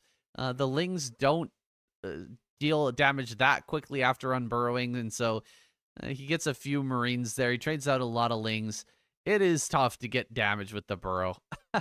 I mean, Barracks is playing the hardest campaign mission of his life right now. It's kind of an interesting way of playing StarCraft. Now Mutalisk starting to come in. There's 8 Mutas here, so he can challenge this turret with a 3 volley. Barracks knows it has to push forward with his Marines to challenge that. Can't just let these turrets go down for free. Those turrets are vital in securing the zones of your base and buying precious time for those Marines to respond to those threats. Some Zerglings also coming in with the bunker, though, does help protect these turrets in the natural. If the Marines do get distracted defending in the main base here, looks like BTS is on the hunt, though, trying to snipe down some of these turrets in natural expansion. He does manage to pick off one and deny another one being built here. He has a pre-repair set up for this other turret. Barracks knows the dangerous situation is in. We even see a transition coming out from BTS in the way of a Hydrogen and Evolution Chamber as well. He's definitely set up for a macro game here. 3rd base on the way while he's diving into the main base. There's no pre-repair on this turret. Both of these turrets are going to full say, and suddenly this whole position is opened up. Barracks is in trouble. He's pushing out at the same time, desperately trying to get these Mutalisks to turn around and defend instead. The burrow used once again. What is this? There's nothing in the natural for BTS. It's kind of crazy to be burrowing right now. He is going to try to slow this down a little bit. The Mutas have to come back around and try to hold this bio push. He could just straight up die if he's not there in time. So a little bit worrisome here for BTS. He's got a pretty good group of Lings. Here we go. He's going to dive on top of this right as he starts to approach the natural. This is a lot of Mutas and a lot of Lings. He should be able to overwhelm this. There's no +1 upgrade finish for these Marines yet. He needs to start that Firebat. Barracks is just full steam ahead, trying to get to this drone line, forcing the trade. This might not be a good idea from Barracks. He is going to clean up all of this Bioforce. BTS might actually do it. What are we seeing here saying? It's just massive amounts of Mutalisks and Zerglings going. This is like Quanro on steroids right now. I sometimes have utilized Borrow against Terran, but I will admit it's not the most cost-efficient upgrade. You have to really surprise them to utilize it fully. Hasn't really gone his way, but now he's going to have enough forces to maybe challenge this, though. The Firebat will be the equalizer here. There's no way this Mutaling can clean up that Bioforce. With that Firebat online, has to back out. Is transferring drones to his 3rd base to make a more macro game of it. Queen's Nest on the way. It's hard to determine the actual relative game state in terms of technology because Barracks is going for this 5 racks pressure style, which means his factory and starports will be super late. +1 is finally finished up for Barracks, so there's more punching power to those Ghost Riders. But as you can see, the starport's only just now starting at almost 11 minutes, so both relative tech timings are so slow for these players, and we're going to be stuck on this mid game for quite some time. That's a lot of Ling Xun. If he gets a very good surround and is able to hit from multiple sides, this Marine Medic Force could just be vaporized. The Mutas need to dive in and maybe snipe that Firebat first, though. Getting that kill would be huge, allowing the Lings to trade a lot better. Moving around the bottom side now. Here he goes. He's going to dive in. He does not snipe that Firebat first, and it's going to push him back once again. A lot of lurkers being made over here at the natural. Barracks is thinking about moving out with a secondary force. Might be going over to challenge that natural while the Lings and Mutas are kind of distracted here, but some lurkers are going to come out on the map, and he's going to set up a whole position play. Oh my gosh, BTS. It's going to be Oh, devastating. this is such a good move from him. He just needs to hold. He's in a great spot. I mean, Barracks' tech is so late that once these lurkers get online, it's going to be problematic for Barracks. There will not be many irradiates available to him for quite some time. Look at how many Zerglings are there trying to support. He's just trying to dive on top of this Bioforce as well. There's like only one firebat to help buffer against these Zerglings. He does immediately smash through that with those subterranean spines, and now he's full steam ahead. There's no way Barracks can stop this force. He needs to be able to delay this attack at all possibility, but there's nothing back at home besides one siege tank, one bunker, and a control group of Marines to defend against this. That might not be enough. He can just now start to contain Barracks. He doesn't have to kill Barracks right now. Just have to contain the Terran and make it very difficult for him to push out. Much like how you force a Terran to siege and unsiege over and over again to push out when you're playing Protoss. We might see that happen here. There's only one lurker at this third base, but Barracks doesn't know that. He scans and sees there's one lurker. He's going to rotate around, maybe come from this northern ramp instead to see if he can get into his middle line. Oh, there's nothing in the natural. There's no lurkers in the natural. He's going to try and get in there. There's some Zerglings to defend. Does have this attack at the 12 o'clock that's going Barracks' way right now. Oh, beautiful connections on their subterranean point. So much action right now in such little time. There's 4 lurker rays about to hatch out though. If he can just barely save these drones, it's going to be huge. He shuffles up one lurker to defend, but he's gunning down all of the drones. Like 5 or so drones went down there. That's pretty good for Barracks, but not enough. He's still currently contained. Has got a lane access to the 12 o'clock transitional point though to get over to BTS still, so it's not a full contain to worry about. He's going to have to unburrow these lurkers and shuffle back. He's losing too many lurkers, saying Barracks is starting to get control of the game yet again. So many of these gas invested units have fallen. The supply is looking much more normalized now. This is crazy. So we got another force running forward. BTS so aggressive in this game, non-stop on Barracks' side of the map. He's not playing a traditional ZVT at all, and we're going to see Defilers pop out here soon. There they are, 3 making their way to the front. Hydras are going to start to get their range and speed online here soon, I imagine, and we're going to see Hydra Defiler play here on Metropolis. Yeah, there it is, forcing those siege ups and backing up with the lurkers over and over again. He can buy himself a lot of time, and as soon as the Defilers arrive, then he'll be able to stop this push completely. I was worried he's going to lose the vessel to their Scourge there. If he loses this vessel, it might be lights out. He needs to get an irradiate on these Defilers critically. Consume is now done. Dark Swarm is ready. He's going to start leapfrogging these orange clouds of death towards his opponent. Does snipe that Defiler with some good arc-light cannon shots before unsieging and pulling back here. So good target firing done by Barracks. Needs to delay this as much as possible. There's 3 Defilers waiting in reserve, though, to keep this attack online if he so chooses. Needs to be very careful, does Barracks, and not allowing these Defilers to get to his rally point. He's trying to go on the offensive. Sometimes the best form of defense is offense, and he's going to put the pressure onto the third base here and force BTS to put his attention in not losing additional economy here. But I don't know, this could go either way. Like, there's enough vessels where maybe Barracks can stabilize the games that keep the irradiates churning out, has the tanks to break these expansions as well. Now, there is a possibility for Barracks just to smash this third base, but I think with the Defiler play, maybe, just maybe, BTS can make this work. It'll be very important. This first few plagues are really going to be the difference makers here, coming forward with some more lurkers. Can you get those plagues on the vessels and start to pick them off? If you can't, then that vessel number will continue to rise, and things will get more and more difficult for BTS as he loses Defiler after Defiler over and over again to these irradiates. This one, he does not have enough energy to irradiate, so this Dark Swarm is going to get even closer towards his natural, and he's moving around the backside. He might be able to cut off this force, but he can't get rid of that Defiler, and that's going to continue to be a problem over here at the natural. Dark Swarm with Lurker, you can't push through that with just some tanks and Marines, and so Barracks has again been stopped. He's been stopped in his tracks. He can't move any farther forward. Lings are cleaning up tanks as well. Those are some great trades for BTS. He's really creating a lot of chaos here for Barracks. Barracks having a very hard time kind of stabilizing, getting rid of this force across the map. Some Scourge are coming around. This is when the vessels are really under threat, is when they start running back and forth and trying to snipe these Defilers all over the place. And you can split them up. They can't just form a good front. There we go. He gets one. Yeah, he can't just form a solid front and try to keep his Marines in front of all the science vessels. When they're flying back and forth in between the two fronts, that's when they can end up getting sniped, and he actually manages to pick one off. That's really, really big. He's going to continue to push forward here with more Defilers, more Dark Swarms, trying to target down that Defiler, but it doesn't go down. Here comes more Scourge now. Great target fire from Barracks, though, picking off both those Scourge before they can connect. Yeah, the target firing from Barracks has really been on point today, sniping those Defilers with tanks and sniping those Scourge. Really impressive stuff. It's going to sandwich these 3 Lurkers set up as well, avoiding a contain, but these vessels are like gold dust right now. He can't afford to make tanks and vessels non-stop, has to pick which. So that's why we see less vessels and more tanks right now. He knows this is a Hydra Defiler style follow-up. He needs as many tanks as possible. Look at this pathway of orange cloud of death coming towards Barracks right now, who's currently trying to set up a 3rd base at the 3 o'clock. He desperately needs more gas online so he can produce more vessels as well as these tanks. He's trying to go on the counter offensive now, put on some pressure back onto BTS, who's kind of semi all in right now, trying to make this style work. See if he can get on top of Barracks and finish the job before Barracks can get off the ground. He's got 2-1 attack upgrades now on this Bioforce. He needs to somehow, beautiful plague on that Bioforce, needs to somehow get over to this rally point of Barracks to put the pressure on, but it's not been successful. Barracks has just barely kept control of his rally point, getting SCVs over to his 3rd, while a dropship's now making its way into the main base of BTS. If there's nothing to defend that could be the crushing blow here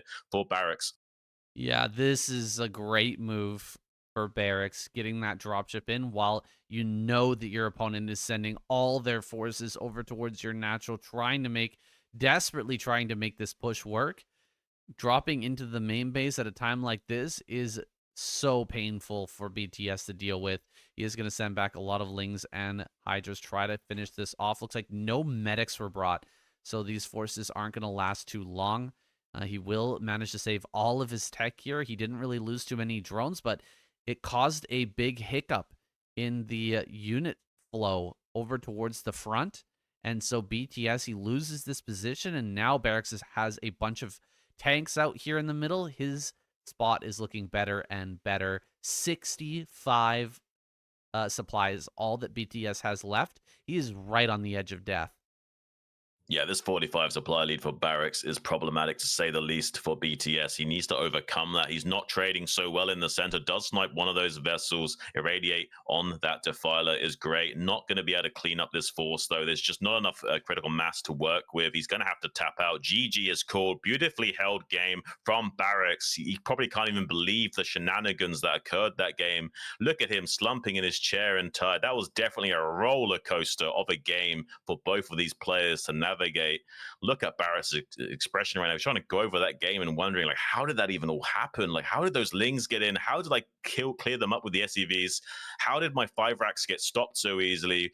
What was that borrower upgrade? And all kinds of craziness going through his mind as he's reviewing that game, and probably can't even believe his luck that he was able to navigate that so cleanly.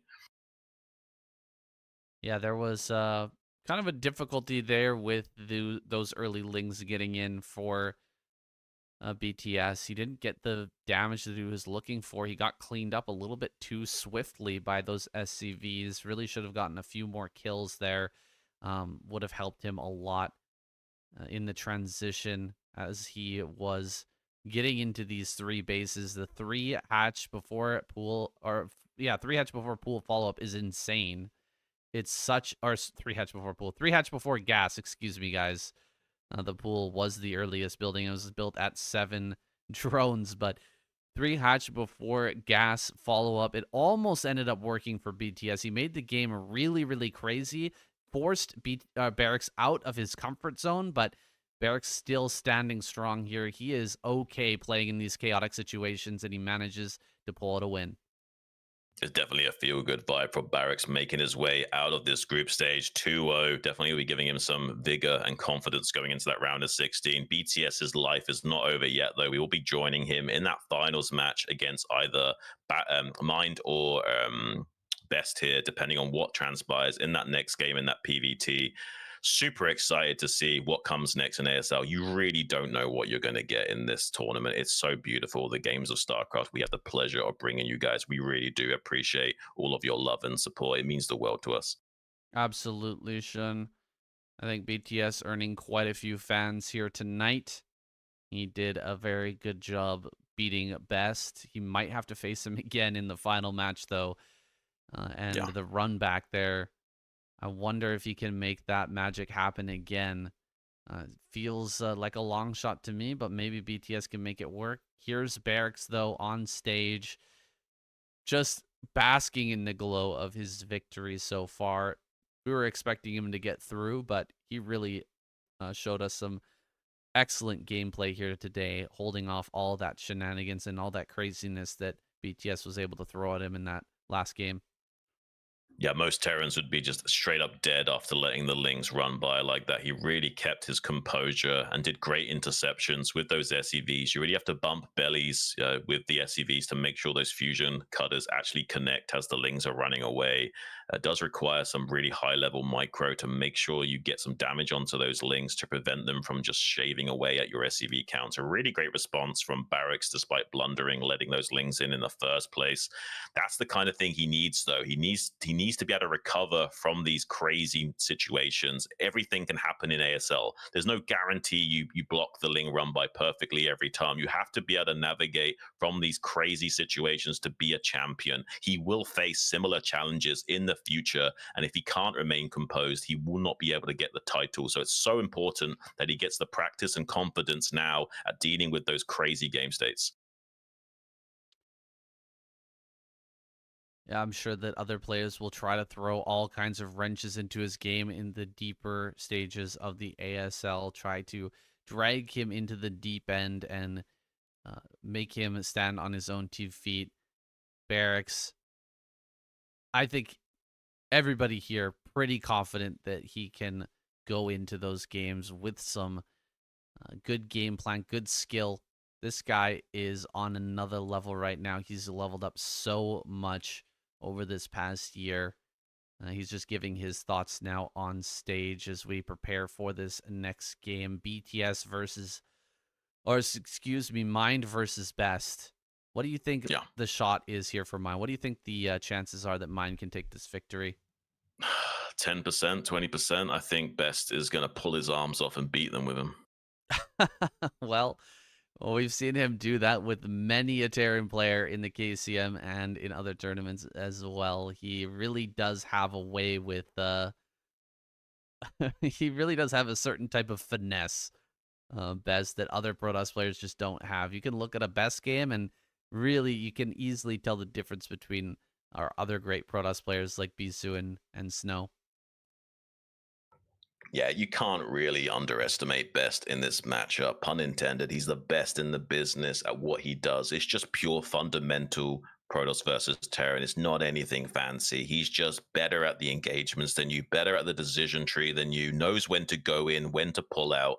Like when you attack with your zealots and dragoons, the main goal is to let the zealots take the brunt of that incoming fire. That's why it's so important to target fire dragoons with your siege tanks, because as soon as the zealots start drying up, they can just cycle out, run away with their dragoons, get another round of zealots in your face, and go for round two. You have to target fire those dragoons well, and someone like Mind, he's a very genius player, but he doesn't have that high level of execution required to like constantly be sniping dragoons with his tanks and getting the best trades as possible. So he's going to have to rely purely on his great positional advantage in avoiding a bad trade to begin with, which will be exceptionally hard to do against a player of Best caliber. I like to characterize or describe it best as like the anti-shuttle. Shuttle is the type of player who builds up a massive army and then rams it in and loses absolutely everything and loses the game. Best is the complete opposite of that. Every attack that he does, he rams his army in and it just seems to work. We can't really explain it. We don't really know what the difference is between the way that he plays and the way that these other guys do, but he just seems to have that X factor, that little bit of magic, that star sense or something that allows him to bust through these Terran positions that other players just can't do.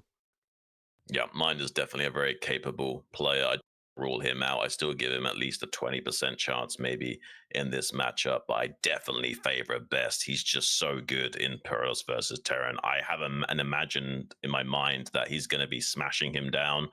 I hope I'm wrong, maybe because he had a really good game and Mind challenges him. Gonna go to a little break here, guys, until our next game. It's gonna be coming up in just a couple of minutes. let's go ahead and take a look at the chat while we've got a little bit of time here. Welcome, everybody. Thank you for being here. Thank you for making a Soup account and joining in on the conversation. Thank you to everybody who has supported the channel thus far as well. I see RJB in here. Great YouTube commentator as well. Big contributor to the scene. We got quite a few familiar faces in here. I've always loved Mine's TVP. Horace says, or versus P. Really great timing attacks. Best should take care of business, but it's a best of one. Either way, I want to see skill, not something cheesy. I was a little bit disappointed that we saw the 7 pool. Well, I was more disappointed when we saw the 4 pool out of Hyun, but 7 pool, not exactly what I had hoped for that game. I'm glad that it went long and turned into a pretty epic match, though. Yeah, I would rather see a 7 pool than a 4 pool just because you do have that transition potential. So you see interesting games like that with very low economy game states having to be navigated carefully by both players. Does provide for some exciting, spicy games. I'm not too fussed about that. I do agree with some of these guys in the chat's thoughts that maybe like we're maybe underestimating Mind a little bit here.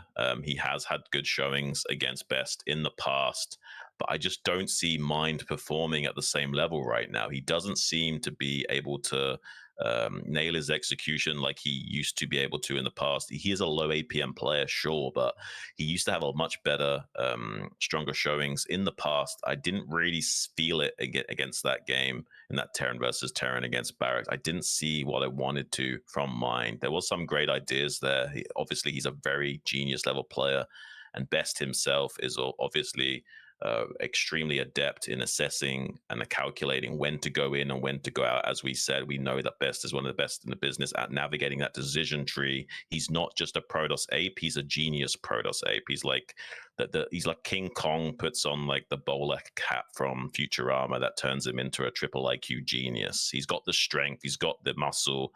He can tear your face off, but he can also outthink you too. This guy's got some serious strength with his gateway mass style. And he goes into those speed shuttles and gets those storms out. It's so hard to stop him. Will Mind be the Terran player who can make it happen? Dude, Best going out already would be insane. Can't imagine not seeing him in the round of 16, but it could happen today. And we've had crazier things happen already so far, saying you never know what you're going to get in ASL, but let's get it, guys. Both players are in the booth and they're getting ready for the game. It's going to be a Group C losers match on Polestar between Mind and Best.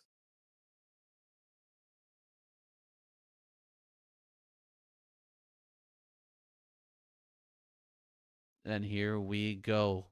Polestar, the same map that Scan was able to take out Shuttle on, if I remember correctly. Hopefully Best doesn't make the same mistake charging into the natural and getting stuck on the doodads there. That is a new map feature. Yeah. Can be a little bit difficult to break that natural with those weird little map blockers, those Pylons doodads, or pillars, yeah. pillars, whatever it is there, right in that area.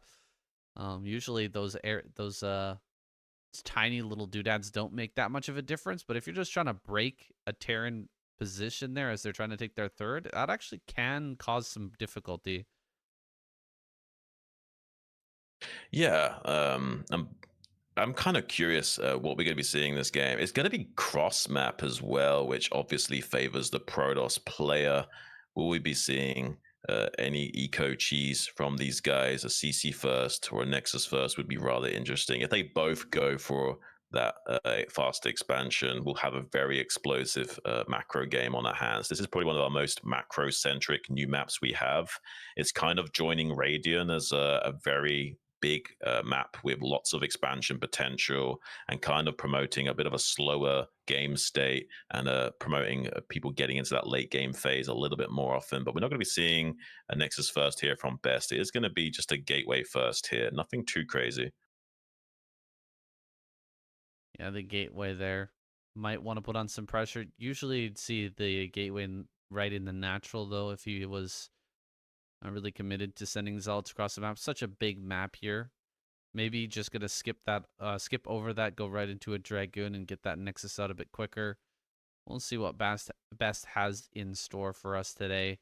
Gas on the way here for mine. No Gas's fast expand. He is going to opt for that earlier factory.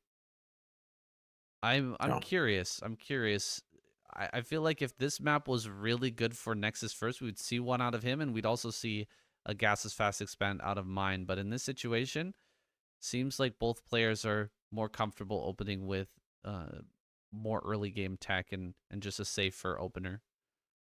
Yeah, I think so. This seems like both players are very confident in themselves and don't need to get away with anything too crazy or greedy in the early game phases, and also don't want to allow themselves to be abused too early on in the game. So we're probably going to be seeing this 229 factory in a second here from mine. That's going down at 231, just a little bit, couple of seconds slow, nothing too crazy here.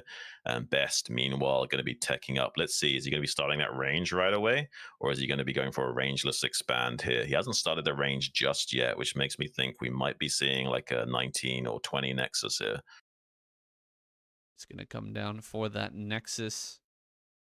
Ooh, looks like he takes it on 17. That's a pretty early Nexus here, Xun. Just skip Dragoon for it, yeah. He's going to go ahead and get that Dragoon started soon, but he won't have range for a little bit of time. Mine going to come across the map here. He will have a Vulture on the way shortly and might be able to put on a tiny bit of pressure, though it is cross map. Maybe not. Yeah, with the cross map, it's much harder to punish this unless you've got like 11 gas, and even then it's not super optimal to punish this. You're probably better off just letting it slide. A rangeless isn't that greedy cross map on these big 4-player maps, so yeah, I think Best is smart to navigate that and just go for the decision to throw down that Nexus a little bit ahead of schedule before making a Dragoon, getting that range as an afterthought. We'll still be safe against most of the shenanigans from Mind as long as he scouted him early with that probe, which he did. We see one Vulture squeezed out by Mind and then getting that add-on to eventually get Minds online. This first Vulture is such precious unit for Mind, though. He needs to make sure he doesn't sacrifice that and try and go for any shenanigans. He needs to get that 3 Mind value and slow down and scout for that third base attempt from Best. Yeah, Best is going to have his Nexus coming up here soon, but not going to skip over range as well. Keeping it safe, not trying to get that really fast robot to get the early scout or to get the Reaver in there super, super quick. Let's see if he goes for triple gateway afterwards as well and just keeps to the really careful and considered play that he's been going for so far. Ooh, first big switch up here. Mine going to throw down a starport bottom left. Yeah, that's going to be for a Vulture drop sometime soon. If Best isn't prepared for that, that could be absolutely devastating. This is something that Light would like to go for quite often back in the day. Best has obviously been Vulture dropped countless times, so I'm hoping he can sniff this out. But there is going to be like a bit of a FD push here. A bit of a weak FD push, though. Only 4 Marines supporting this tank. I wonder if when Best sees this, he's going to be a little bit confused and be like, hang on a minute, that's not a very strong FD push here. What are you doing behind this? He might be able to sniff out that there's something missing and that this starport might be a factor once he sees how many few Marines have been assisting this tank and putting on some pressure. We do have observers coming out here soon. Just the 2 gateways, though, so he's not going to have a huge number to be able to push back this attack here in the front and deal with the drop that's going to be coming in here soon. Mine's going to be laid out in the front. Immediately, Mine pulls away, though. Wait, he didn't have mines there? That's a little bit strange. Citadel in the main base. This is interesting. The early Citadel here for Best. I mean, this is not going to work out very well, is it? Having such an early Citadel, there's only one reason to get that is for DTs, but that's going to get scouted super early on by the dropship flying into the main, no doubt. And so the DT play won't probably work out too well. He'll have to switch into Arbiter. Of course, he's planning to go into Arbiter after DTs pop, but usually you need to have a little bit of a surprise with the DTs. You can get a little damage going, and prevent your opponent from moving out on the map too quickly, so that the arbiters actually end up coming into play. Here, he's not really going to have that weight. He hasn't thrown down any of this tech yet. Here comes that dropship. All of the Dragoons are outside the base. He is not predicting this at all, and he's going to take a bunch of damage. He's going to take a lot of damage. He's trying to go all the way up into a fast 2-base Arbiter play, but it's not going to be sufficient in dealing with this Vulture. Tries to block with some SimCity, placing other bars. Not enough, though. One Hex Grid unchecked, and now these Vultures will get into a lot of damage to those probes currently evacuating. 4 Dragoons from the natural expansion rotating up to defense, but you might be able to run around those, get down into the natural, and keep the probe kills racking up here. Beautiful play and target firing from Mind. 5 kills on one of those Vultures. That was a lot of probe losses for Best, unfortunately. The supply is dangerously even as well for this Protoss, so great start to the game for Mind, who's also floating that starport back to safety, so we can utilize that for his upgrades later on as well to get a nice crisp 2-1 timing, going up into 3 factories now and an academy to make sure he can get those scanners out. He does identify that Citadel, so he knows that it's most likely going to be an Arbiter follow-up here from Best. Yeah, he saw the starport as well, or the Stargate, excuse me. So he knows exactly what's coming here for Best. Best not even going to go for any DTs so far. Generally, you want to get some DTs out, do a little damage, and then force out lots of scans so that your opponent is low on scans when the Arbiter is out. It gives it a little bit more value as a tool, having that extra cloaking kind of be worth a little bit more once the scans are out. But now Mind bringing in another drop here. You can't really go DTs because there's definitely going to be detection everywhere, and he's going to get right into that academy, of course, so that he can get the scans well in advance of when he needs them. Best is adding on a bunch of gateways. This is not the way I expected to play, for Best to play in this series at all, or in this game at all. I really expected him to just play his normal style, but going for Arbiter, this is not really in his wheelhouse. This is old school Best. This is the way that he used to play, or all Protoss players used to play before this speed shuttle style came into such prominence.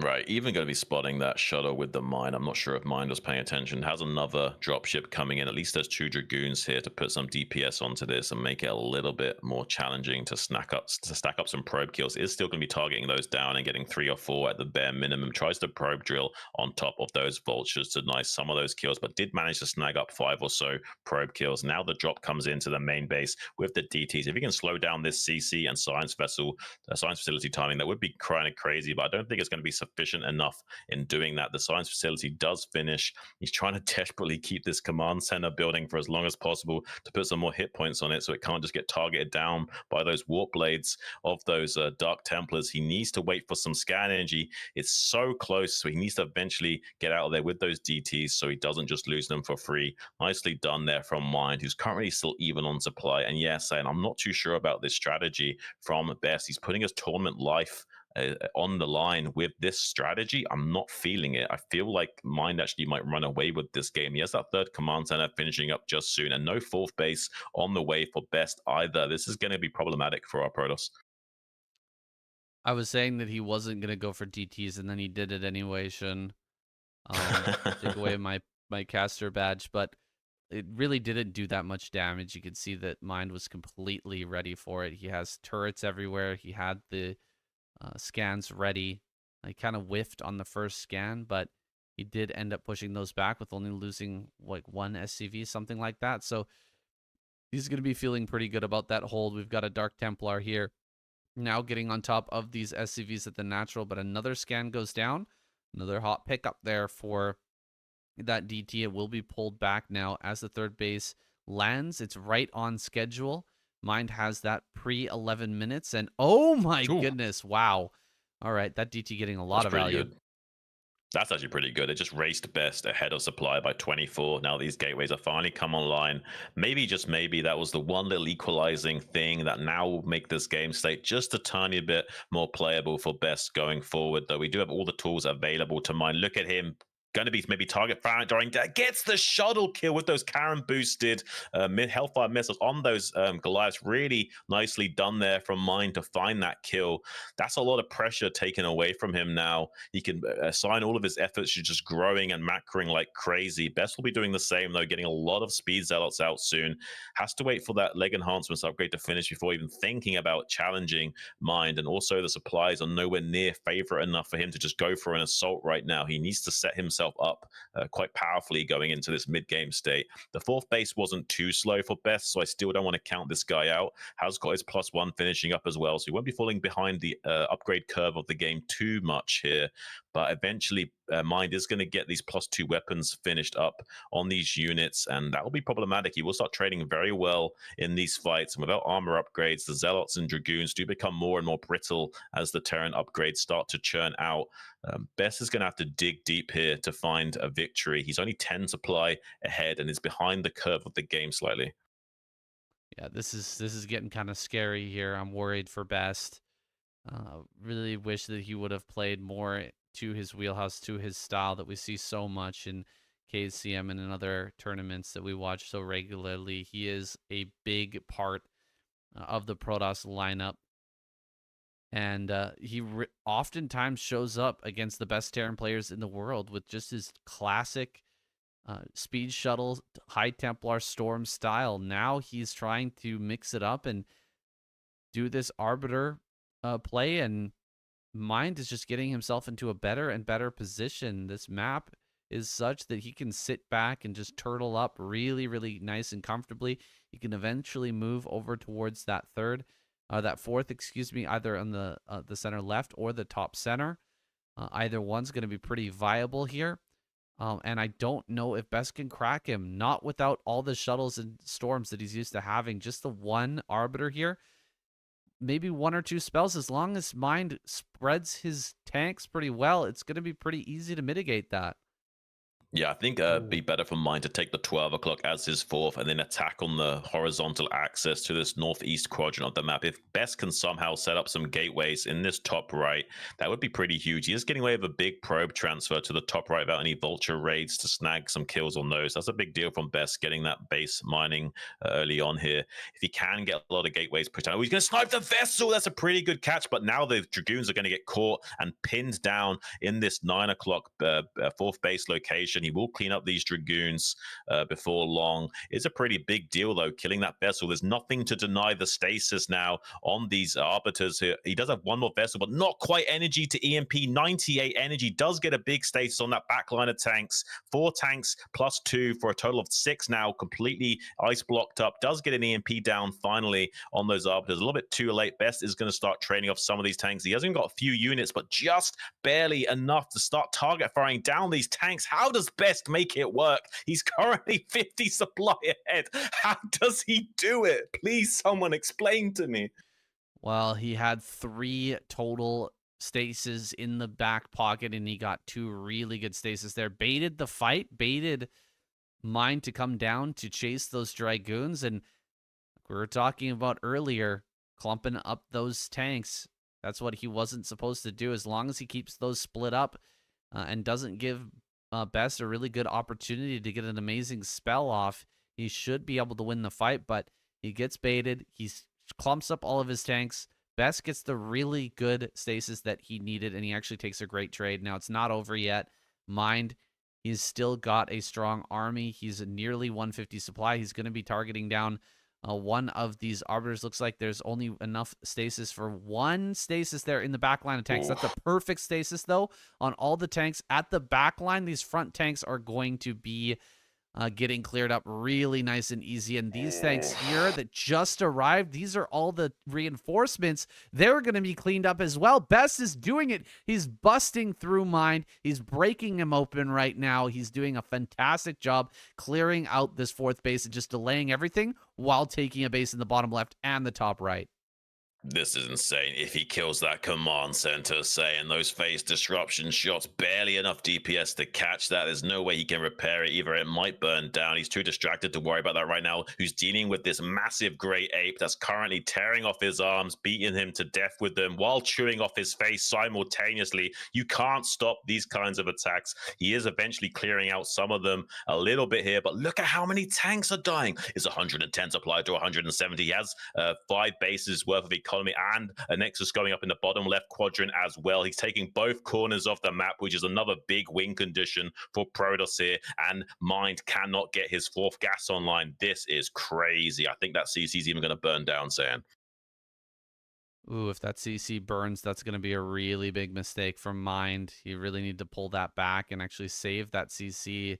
Oh boy, it is going to fall. No way to bring it back in time now. I think he just forgot about it. I think he just thought that that already died. Yeah. And he just started another one. So making a big mistake there. He's going to start that next CC, trying to dive in on some probes. But how much does this really matter right now? These probes are expendable here for Best, who has mining in both the other 2 quadrants.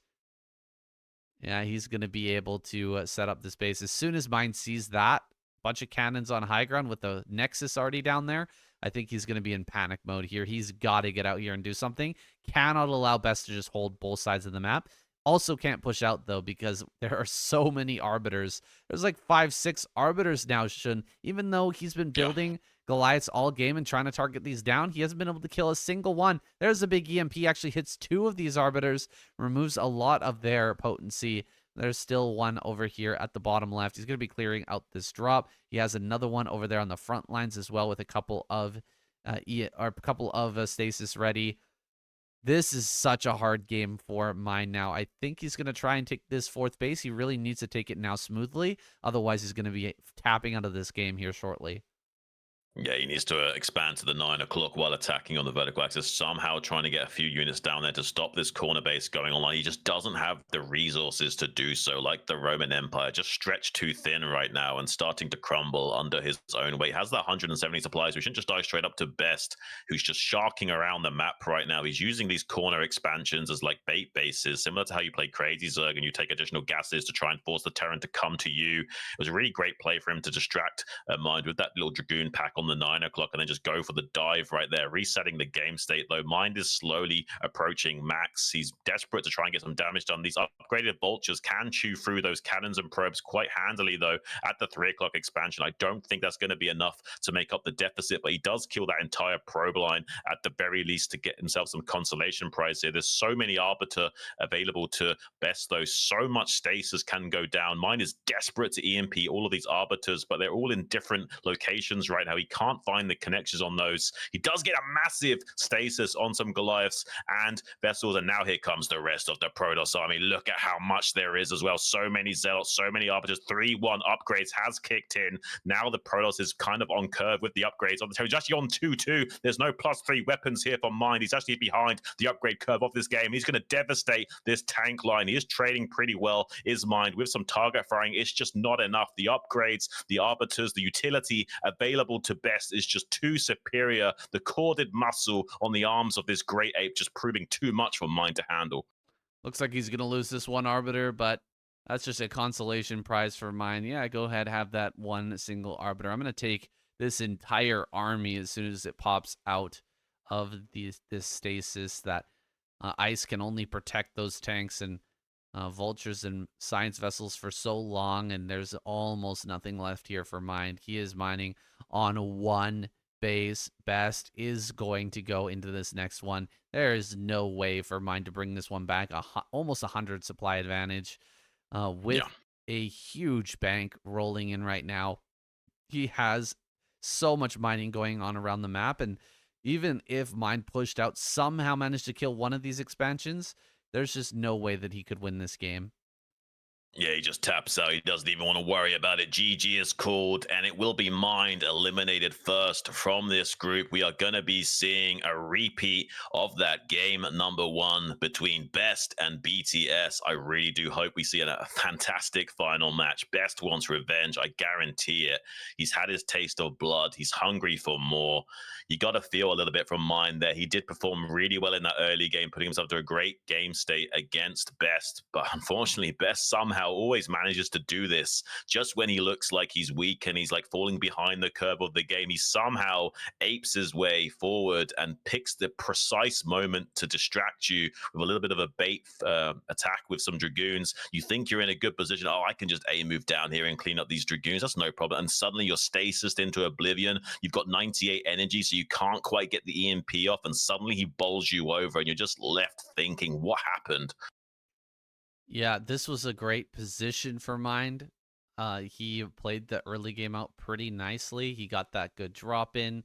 He had a nice spot. He had a great army, but it doesn't matter when you've got the skills to bring the huge army together and hit that head on right at the head of the hammer, just smashing through uh, Mind's army there. I said it during the cast, but I'll say it again. You gotta spread those tanks, man. You have to spread those tanks. If mine had had all of his tanks spread like someone the caliber of Light would do, always spreading his tanks out, making sure that there's lots of space there so that only one, maximum 2 tanks can get hit by any Protoss spells. I don't think that game would have went quite like this. I think this game would have went long, and that Mind would have had a really good chance of taking on Best, but he got hit by that huge stasis and completely overwhelmed. Really good control by Best, and yeah, a very good bait as well. Mind, he's out. We didn't really expect him to go that deep anyway. We haven't seen him that much. I don't know what he's really been up to, honestly. I haven't seen him in any of the tournaments recently, but or really performing at least in any of the tournaments recently. But he somehow managed Yeah. to make it in here. He put out a pretty good show, but didn't take home any wins. I'm just glad to see Best move on. Really, I like Mind a lot. I think he's a great player. I think he's a very smart player. But Best is just another animal. He is the great ape. No, I'm in agreement with you there. I do love both of these guys. I've got a soft spot for Mind, guys. It's not like I want him to be knocked out of the tournament, but if it comes to it, if it's Best or Mind, I'm picking Best. I want this guy to have a strong tournament showing. I know that Best has it in him to go all the way. It's just he's a little bit of a sausage monkey in some of these tournament situations where he doesn't quite go for an optimal build order. It's almost like he enjoys putting himself behind. Like he's almost wants the challenge. I've seen him do that in PvZ so much where he does some really weird stuff, but still manages to win from the most weirdest of game states against the highest of caliber of Zergs. So you can never count this guy out. He's one of the highest comeback potentials out of any Protoss player that I can think about. It's kind of bizarre, honestly, how he makes it work. It seems like he's just aping around the map like Shuttle or something, but he's not. He's actually really thoughtful and methodic about his process, like we saw with that Dragoon bait there. Really impressive stuff from Best, managing to navigate his way into an advantage after such a devastating early game. That's incredible. Like he didn't even know about the dropship coming into his main base. He took almost maximum damage. He did pull the probes quite quickly, tried to block with the Sim City, wasn't quite good enough, and still, after all those shenanigans, managed to navigate his way into a favorable mid to late game stage. A Mind was just too late on those +3 weapons to still remain relevant and trading with Best for much longer, who had 3-1 upgrades by the time Mind had 2-2 still during that final fight. So Best was just ahead in every metric with all 3 corners of the map secured. It's almost insurmountable for the Terran to deal with that. So I do agree with the GG timing on Mind as well. But saying, going forward, we have a rematch between Best and BTS. A nice little repeat here of Protoss versus Zerg for our final game. Can Best get revenge and dispatch of this newcomer from the StarCraft 2 world that is the true player? I don't know. I think BTS played a great game. I'm not sure he can get the same result by doing that similar play with Mass Muta again. if he does, I really hope that we see Best make a second Dark Archon. It's so rare, honestly, to see Protoss players do it. I've seen a couple of guys do that, actually bring out the second Red Archon, but most Protoss players treat it like a hero unit. And as soon as it's gone, it's like, oh, that's dead now. And they never make another one. I mean, I hope Best can keep it together. Like, I think someone in the chat just said just now, like, yeah, Best is like the top 3 in power ranking based on his online performance.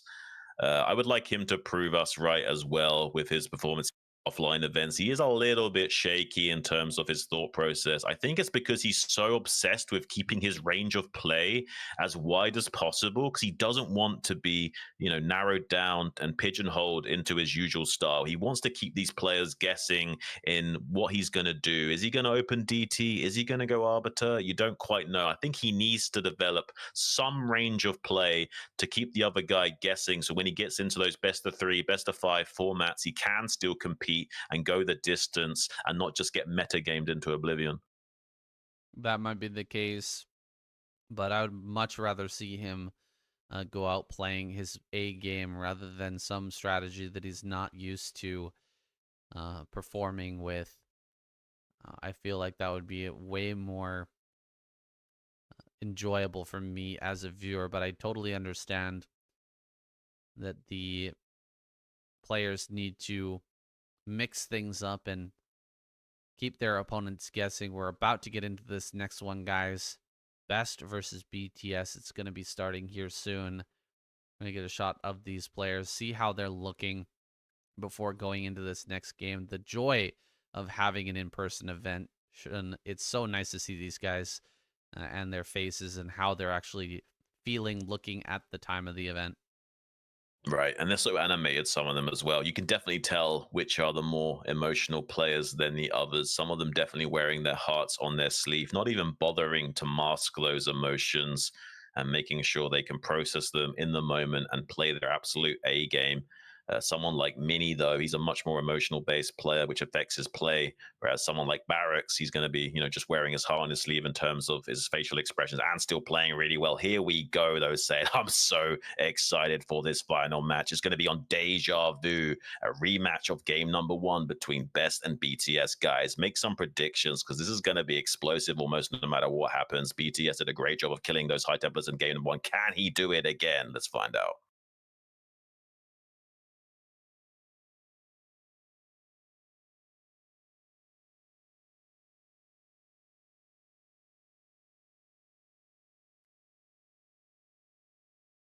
All right, the countdown is complete. The game has begun. Deja Vu is our map. BTS Best cross map. Love to see it. I see a lot of Best supporters in the chat. A lot of you guys want to see this amazing Protoss player win. He has been a fan favorite for a long time in the ASL and KCM. We love to see him come out and smash some Terran face, but he's got to bring out his A game for this Protoss versus Zerg. It's going to be a tough one. Yeah, he needs to bring his A game, not his ape game, Saiyan. And I think he is capable of it. BTS did have a really strong showing in game number 1, but now Best has a feel for that style. Maybe it'll be much more difficult for BTS to pull out a repeat of that performance. He was quite dependent on his mid-game centric style as well, even in that Zerg versus Terran against Barracks. Maybe BTS is not super confident letting it go all the way to the late game. Maybe we're dependent on the early and mid-game states. If Best can somehow just find his stride in this, utilizing the cross map, maybe, just maybe, we'll see an epic Protoss versus Zerg where Best finally gets his revenge and crushes this guy. Well, let's talk about this matchup, or this map, excuse me, because it might come into play here quite substantially, quite seriously. BTS is going to be having the opportunity to set up a big lurker contain on the high ground outside of Best Natural on Deja Vu. So many games of PvZ actually end up in a situation like that.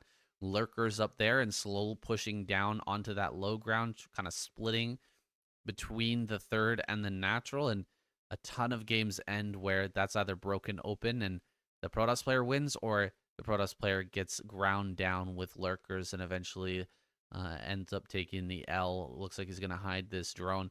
Hasn't revealed the second Overlord. He hid that over to the side, so he will get his hatch down without any harassment from this probe. He had to check the main to make sure this wasn't a 9 pool. Yeah, exactly. Saying if you don't see that Overlord, that means that 9 pool is still a factor. That's why it's really important to hide this second Overlord so you can obfuscate the fact that you've gone for an overpool, hide the drone, and get away with not being blocked on that hatchery placement. Is so important for Zerg players. You don't want them to just see that Overlord, then chill out at your natural, waiting for you to expand. It can be problematic, getting a little bit of a delay on that. It's going to be going for 11 Forge here is best and getting a fast cannon and Nexus down. There's no way of BTS probably punishing this either. Like, as long as like Best doesn't make any like bad scouting errors here and actually keeps track of how many drones are being made, there's probably not going to be any shenanigans. It's probably just going to be maybe a 973 again. Though I wouldn't rule out a 973. I think BTS might be extremely likely in throwing down this fast den, even if it's just going to be a fake Hydra bust into a 5 hatch play. I imagine we might be seeing that 973 again. Oh, it's a distinct possibility. Very tough to take this into a late game.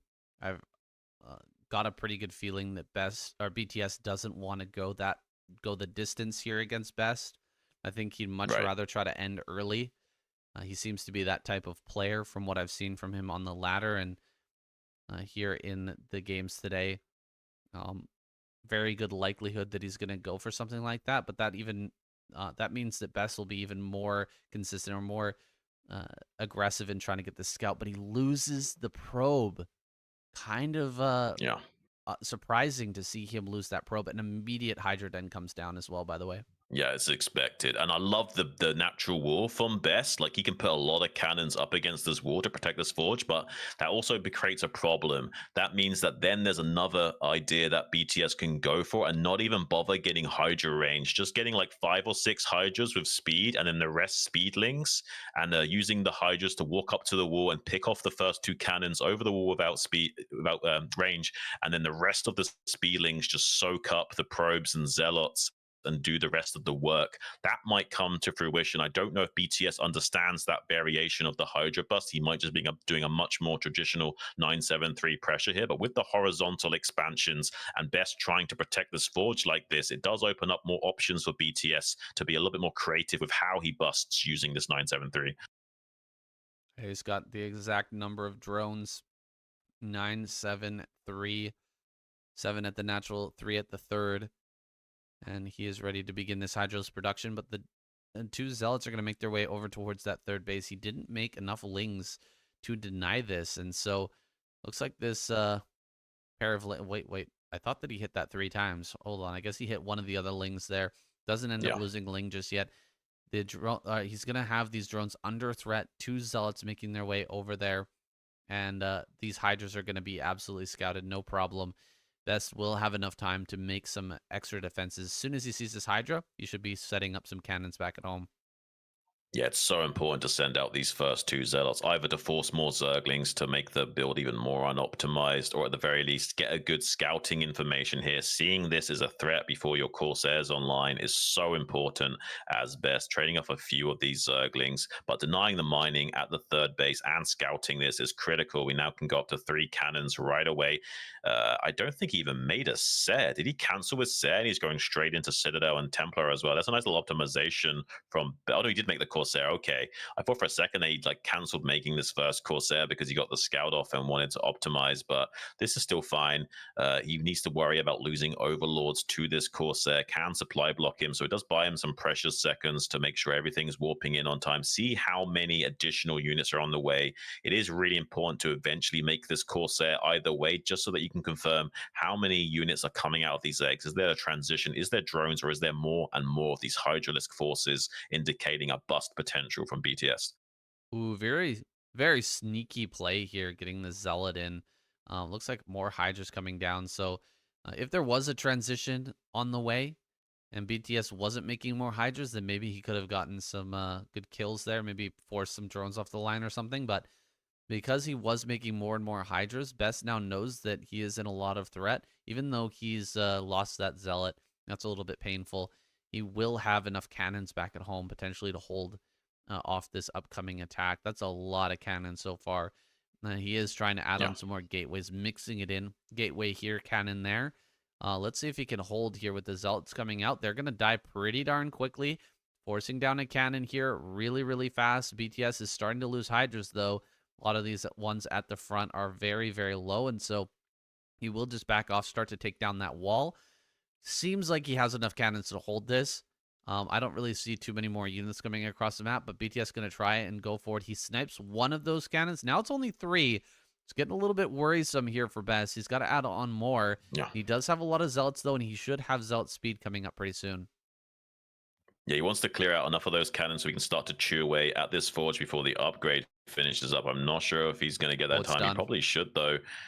This is kind of wild. Like, okay, so this he's gonna have to cancel that, make more forges maybe. But look at how many zealots there are. There's enough to screen the hydras and keep them back right now. So I think Best might survive. But as more and more hydras come in, he's in a little bit of danger. There's 3 cannons warping in. He needs all 3 of them to finish, maybe, to stay alive. There's so many hydras in reserve now. He has enough to bust through. It's going to come down to micro. Can he pull probes and zealots in the right timings to screen the hydras from getting into great firing positions? You just have to deny space for the hydras. They can't get good target firing down on individual cannons. Has a lair transition on the way as well. He doesn't have to pull the trigger on this. Just forcing cannons is also still pretty good for BTS. Each cannon is a potential gateway wherever production, slowing down his efforts in breaking out of the base. We saw just how comfortably BTS transitioned in the first game on Eclipse against Best as well. He doesn't mind not being successful with this play, and he's ready to go into the Battle Zerg mode of getting a lot of Mutalisks out to snipe some of those High Templars later on. Did almost lose that Overlord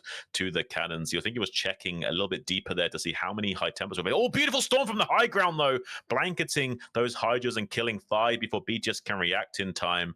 That's a nice little pickup there from Best. It makes the soft contain even weaker. With those +1, Zealots can start to put some pressure out onto the map if BTS isn't careful.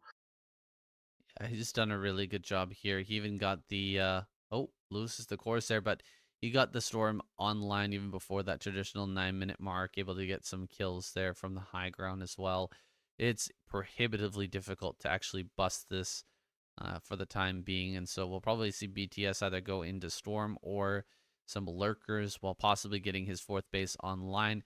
Best once again getting ready for both those 2 scenarios, assuming we've got a Robo on the way. He's got that Dark Archon coming up. Again, I really hope that if he loses this one, he's going to make a second so that he can continue to deal with that. There's the Spire. Oh, boy. There it is.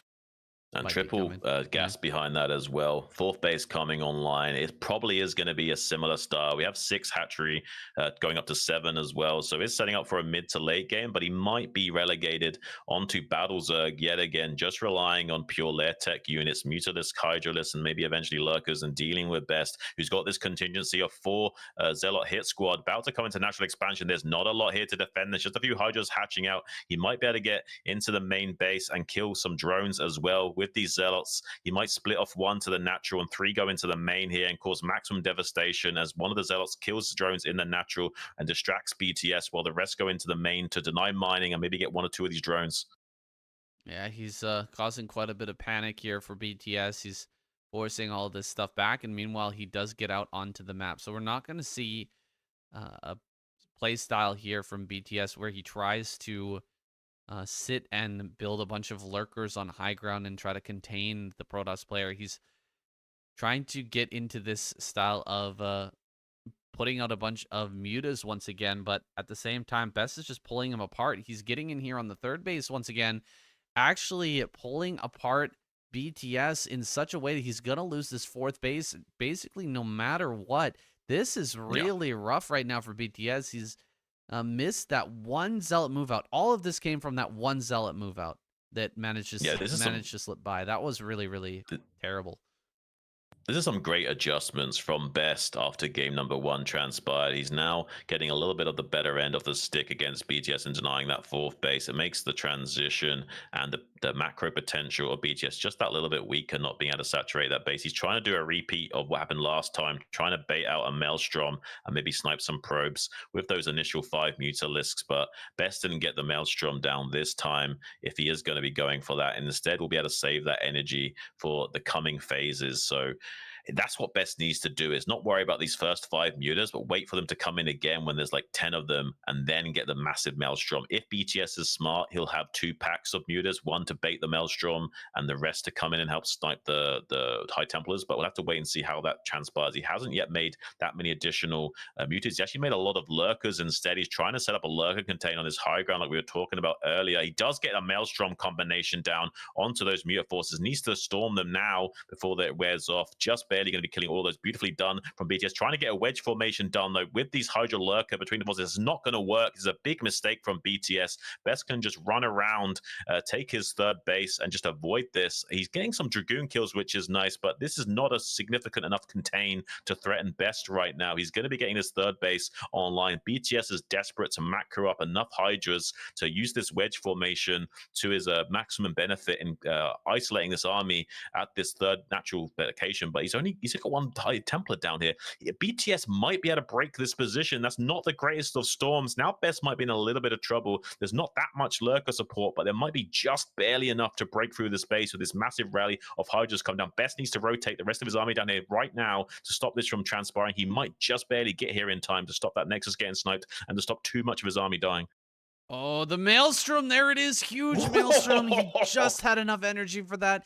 He's not going to be able to bring a storm up here just yet. There we go. The storm is now in range. He isn't able to pull it off, though. Dude, if he had a storm for that, this army would have gone absolutely splattered. Oh, that was a nasty, nasty Maelstrom. But for now, BTS is still mobile with this army. He's going to run through the storms and eats a secondary storm. Doesn't get the Templar either. Made it into an Archon just in time here. Best is playing an excellent game.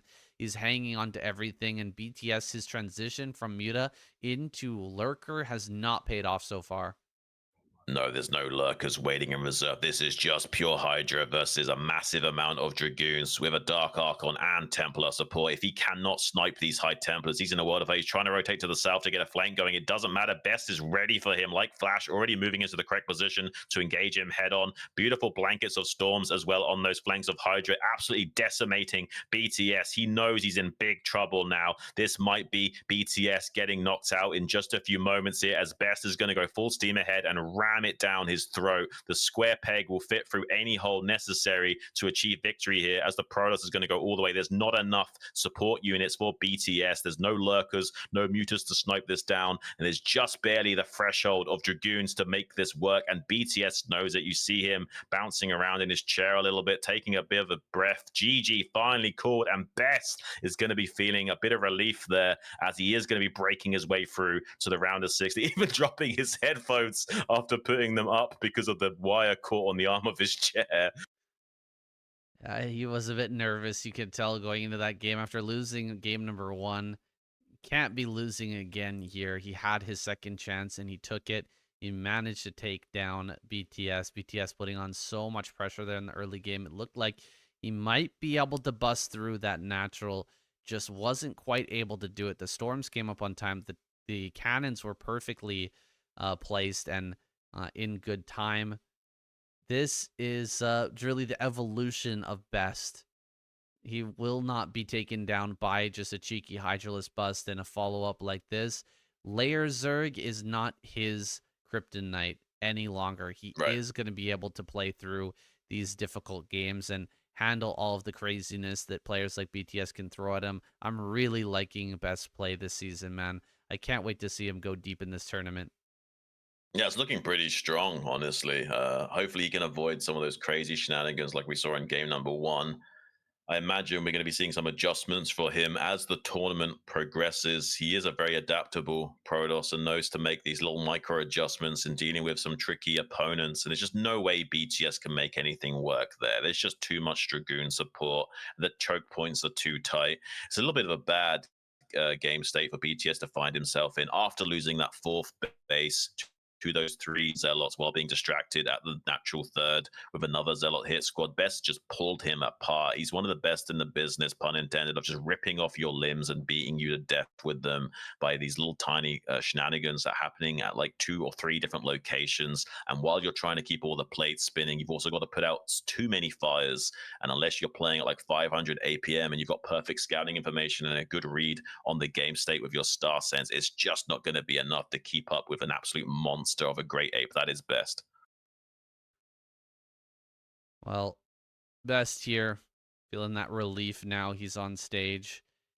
He might be a little bit rattled by that first loss there against BTS. First timer here in the ASL. Anything can happen though, guys. It's a best of 1. It happens even to the best players in the world. For example, I mean, we saw not BTS, but BSM, is that his name? Take out Hero. Or BCM or something. BCM, take out Hero. This season in the first qualifier, Terran player, taking out like basically a no-name salary man Terran player, take out Hero in a best of 3. That stuff happens. Weird stuff happens. That same BCM, he took out Queen in a previous ASL qualifier as well. So, I mean, everyone takes L's here and there. It's just very advantageous, very good that Best didn't get knocked out this time. He managed to get that rematch, and he did manage to bring it in this final game. Yeah, StarCraft's just such a hard game. You can't get 100% win rate. Even someone like Flash, he was really good, but he still only had like a 70% win rate in all of those respective matchups. It is really impressive, but he still is conceding games along the way. As long as you're in a best of 5 or best of 7 series, it doesn't matter. Conceding a few of those games, you just need to win the series overall. So having a really high win rate, like 60-70%, will eventually help you break through those series and come out on top and get those titles. Best hasn't always had the best of luck going forward and deep into these tournaments. I hope this is his time to shine. I would love to see him make it all the way through to the round of 8 at the bare minimum. Yeah, that's my hope for Best this season as well. We've had so many great players get through. I really couldn't be happier. You know, we've got Scan in there, we've got Barracks, we got Speed, we got Best. We just have so many fantastic names, but not many Protoss players, or not many Zerg players getting through just yet, Xun. It's looking a little sparse on the Zerg front. Yeah. I mean, they keep telling me how OP Zerg is, but I'm not really too sure about that. Obviously, speaking from a small place of bias, but seriously, guys, I mean, BCM, not even an S rank Terran, is taking out the best of the best Zergs. I mean, what more do you want me to tell you? Yeah, that BCM character, that is a funny sign of like what that matchup is actually all about, right?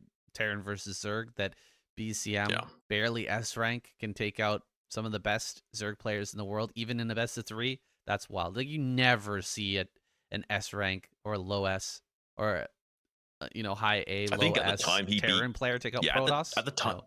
At the time he beat Queen, he wasn't even S rank. Think about that. He was an A rank Terran that took out Queen. That's just crazy. Yeah, just imagine a rank Terran player taking out Best in a series in ASL. Like, that's never gonna happen, guys. It just never happens.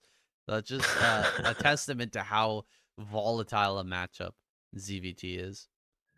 Yeah, it's like 2 glass cannons trying to blow each other apart before they themselves get obliterated and shattered. It's such a tempo-orientated matchup. You can never really call it for sure unless the Terran player is playing a more mech-style early game, or the Zerg player was to go for like a 3 hatch before gas. It does allow the Terran even more of a driver's seat going forward, but usually you don't see that style. It's usually a 2 hatch or 2.5 hatch trying to get the best of both worlds, and you really rarely see that 3 hatch before gas anymore.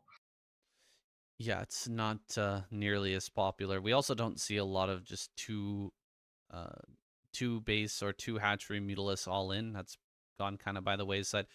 Much more leaning towards the 2.5 hatch style of play. You can see we've only got 1 Zerg player through so far. Soul Key sitting there alone. He's a seeded player as well.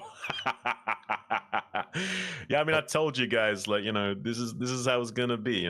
Just because you got a few good Zerg players in the tournament doesn't mean you're gonna be having it all the way. You can't have everything, and unfortunately, Terrans are just smashing their way through.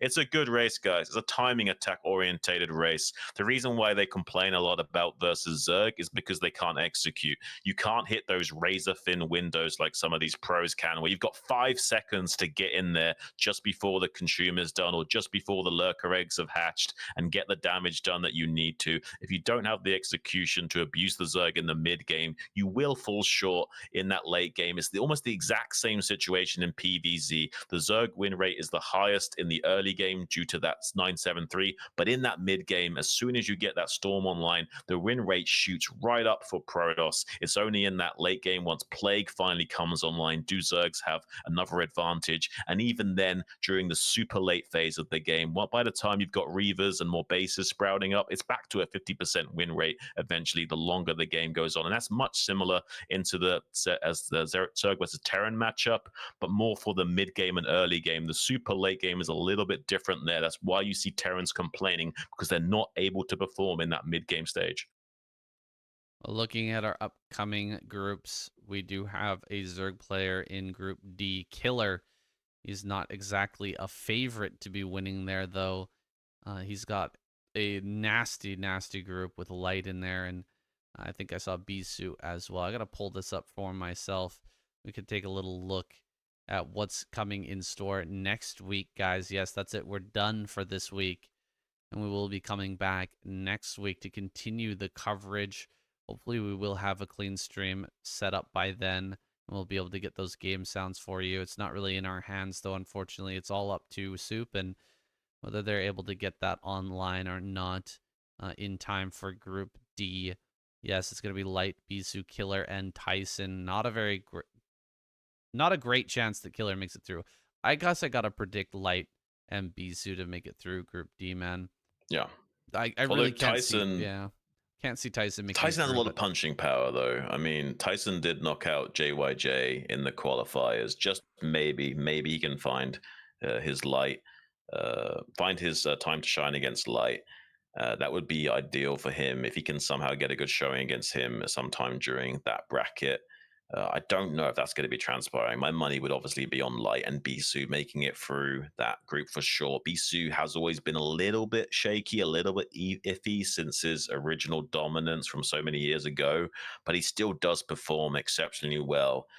Killer himself, he's got some good mind games. He has got some really good micro as well. He understands how to abuse the early game states as Zerg, but not really quite to the same caliber as some of these other guys. So I do feel like maybe Killer's just going to barely fall short here, despite maybe having a chance to upset. So there, I mean, we gotta wait and see what happens in Group D, guys. We've had so many upsets this season already. This group, round of 30 or round of 24 already. It's been pretty crazy. So maybe Killer makes it through. Group E and Group F, though, I imagine we might have, 4 Zergs get through. It's possible. Jaedong and Queen there, and then Action and Hero. They do have some stiff competition, but I think there's a pretty good chance we get some good Zerg players through, and we can have a really balanced round of 16. Guys, that's it for today. We'll be back next week with the ASL, but don't forget to check out some of the other stuff we're up to. The KCM together every week. That's on my channel, Saiyan KCM. On YouTube, go ahead and check that out. We're also doing the Soup Duel series here on Soup, which VODs go up on my channel over there at my YouTube channel later as well. So definitely check it out. It's not all about the ASL, guys. I know quite a few of you only show up to this event and take off early, but there's so much other StarCraft content out there that kind of sets the stage for this. That's why we've got these feelings about these different players like Barracks. He didn't do that well last season. He did pretty well, but we've been watching him for months. Speed